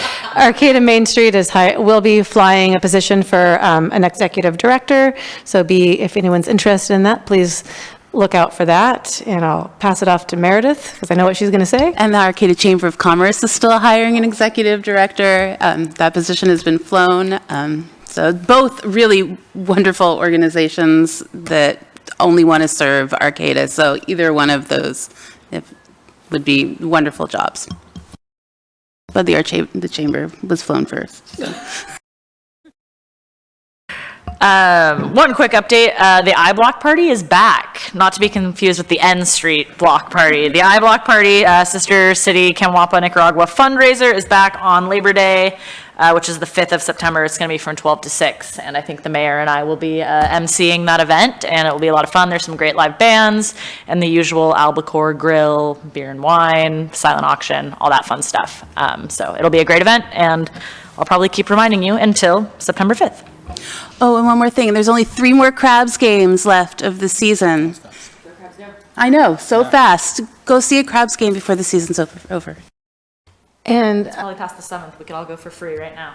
Then, so if someone could, the name of the event is escaping me because I'm tired, but there's a wonderful event that I'm emceeing this weekend at the Marsh. It's the memorial for the annual lantern ceremony. Could you say that one more time? It's our annual lantern ceremony. Yeah, and so it's a really peaceful, wonderful event. You can make your lanterns if you're interested at the farmer's market, and then they float them on the marsh. It's a memorial for the victims of the Hiroshima and Nagasaki, the bombs that were dropped, but it's also just turned into a memorial for loved ones and for our community. So I will be there this Saturday evening, and I'm looking forward to it. So thanks for helping me out with the name. So I went to the basketball court in Valley West and got to see the painting there and saw some of the students and city staff. And it looked really wonderful, so I was really happy to be able to do that. And the other thing is, I got a call that be on LK Wood, there's going to be minor delays, and that's between Sunset and Granite, August 8th to the 10th, and that'll be from 8 to anyway, they're going to be repaving the roadway. So I'm just announcing that there's a lot of individuals that drive that way, and they'll be going a little slower to get home. And I got that call on my phone, so it's very, effective way to let everyone know what's going on in the community. So I don't have anything else. I mean, I had a lot of ideas, and I brought them up, and things about trying to figure out how to get certain things done, but I sent a list to Karen about that, and I'm glad to hear that the dog park may be coming on the agenda soon. So thank you. I had a question from a community member whether or not we're supposed to take public comment on the reports, and I think we actually are. Just, it's an item on the agenda. Just, I don't know, something we should think about or ask, Nancy's opinion on. Are you for like the report that Nature did and for the think for reports both that of we're them. getting? Okay, we can check, we'll definitely check with Nancy. Also, I don't know, I guess it's a complaint that some of the committee meetings are overlapping, and it's preventing some community members from attending all the committee meetings. Like right now, for example, a lot of the committees are meeting about the Gateway Plan, and so some people want to hit all those meetings. So, I don't know if that's something we can address, tweak the schedule at all, but I think that would help with making sure, the public can get involved. And then I wanted to propose an agenda item to discuss doing a 5-year plan of sharing some of the revenue from the community forest operations with the Wiat tribe. And I'm thinking year 1, 10%, and then go up to 50% over 5 years, and that would give us an opportunity to supplement that lost revenue because we do rely on it. I don't know if we can, fill some of that in with Measure A money, but yeah, it's just something, an idea I had that I thought would be in line with, like our land acknowledgement, and our beliefs. And go ahead. Are you talking about the logging funds? Yeah. Yeah, like an honor tax. Yeah, I would be into discussing that. Great. And then, I was just wondering, HSU bought the property that was supposed to go for seniors. Somebody, I think, maybe it was Michael Winkler emailed us and said he heard that HSU was asking some of the businesses around the, maybe within the Gateway project area if their properties were for sale. And so it seems like, I don't know, like, are we having any conversations with them? To be totally blunt, we talk all the time about working together and communicating, but every time at the end of the day, HSU kind of just does what they want to do. So to some extent, we need to protect ourselves, we need to protect our residents, and, if we need to try to open up those communications again with HSU, but it does seem like it's a concern to people frankly, they're concerned that the university is going to take over the town. It is our most important economic driver. It's a huge part of the city, but I don't think it is the city. Just doing what we can to make sure there's a balance and we're representing our constituents. And then lastly, this month I'll be celebrating my 10th month of sobriety, so that's something I'm really proud of, and just want to share that with the community and just encourage people that are having any issues with mental health or substance abuse that they can reach out to me, and I'd love to help out if I could. Thanks. Well, I would just like to comment on my understanding is people in Arcata, those that own property, have actually contacted the university to ask them, Cal Poly Humboldt, if they are interested in buying their property. So it goes both ways. And my understanding with Creekside is that the owners of that property had worked on it for 20 years, and then they asked Cal Poly Humboldt if they would like to buy it. They offered it to them, and they bought it for, my understanding is they can't buy anything unless it's at market rate, it's appraised, the appraised value for it.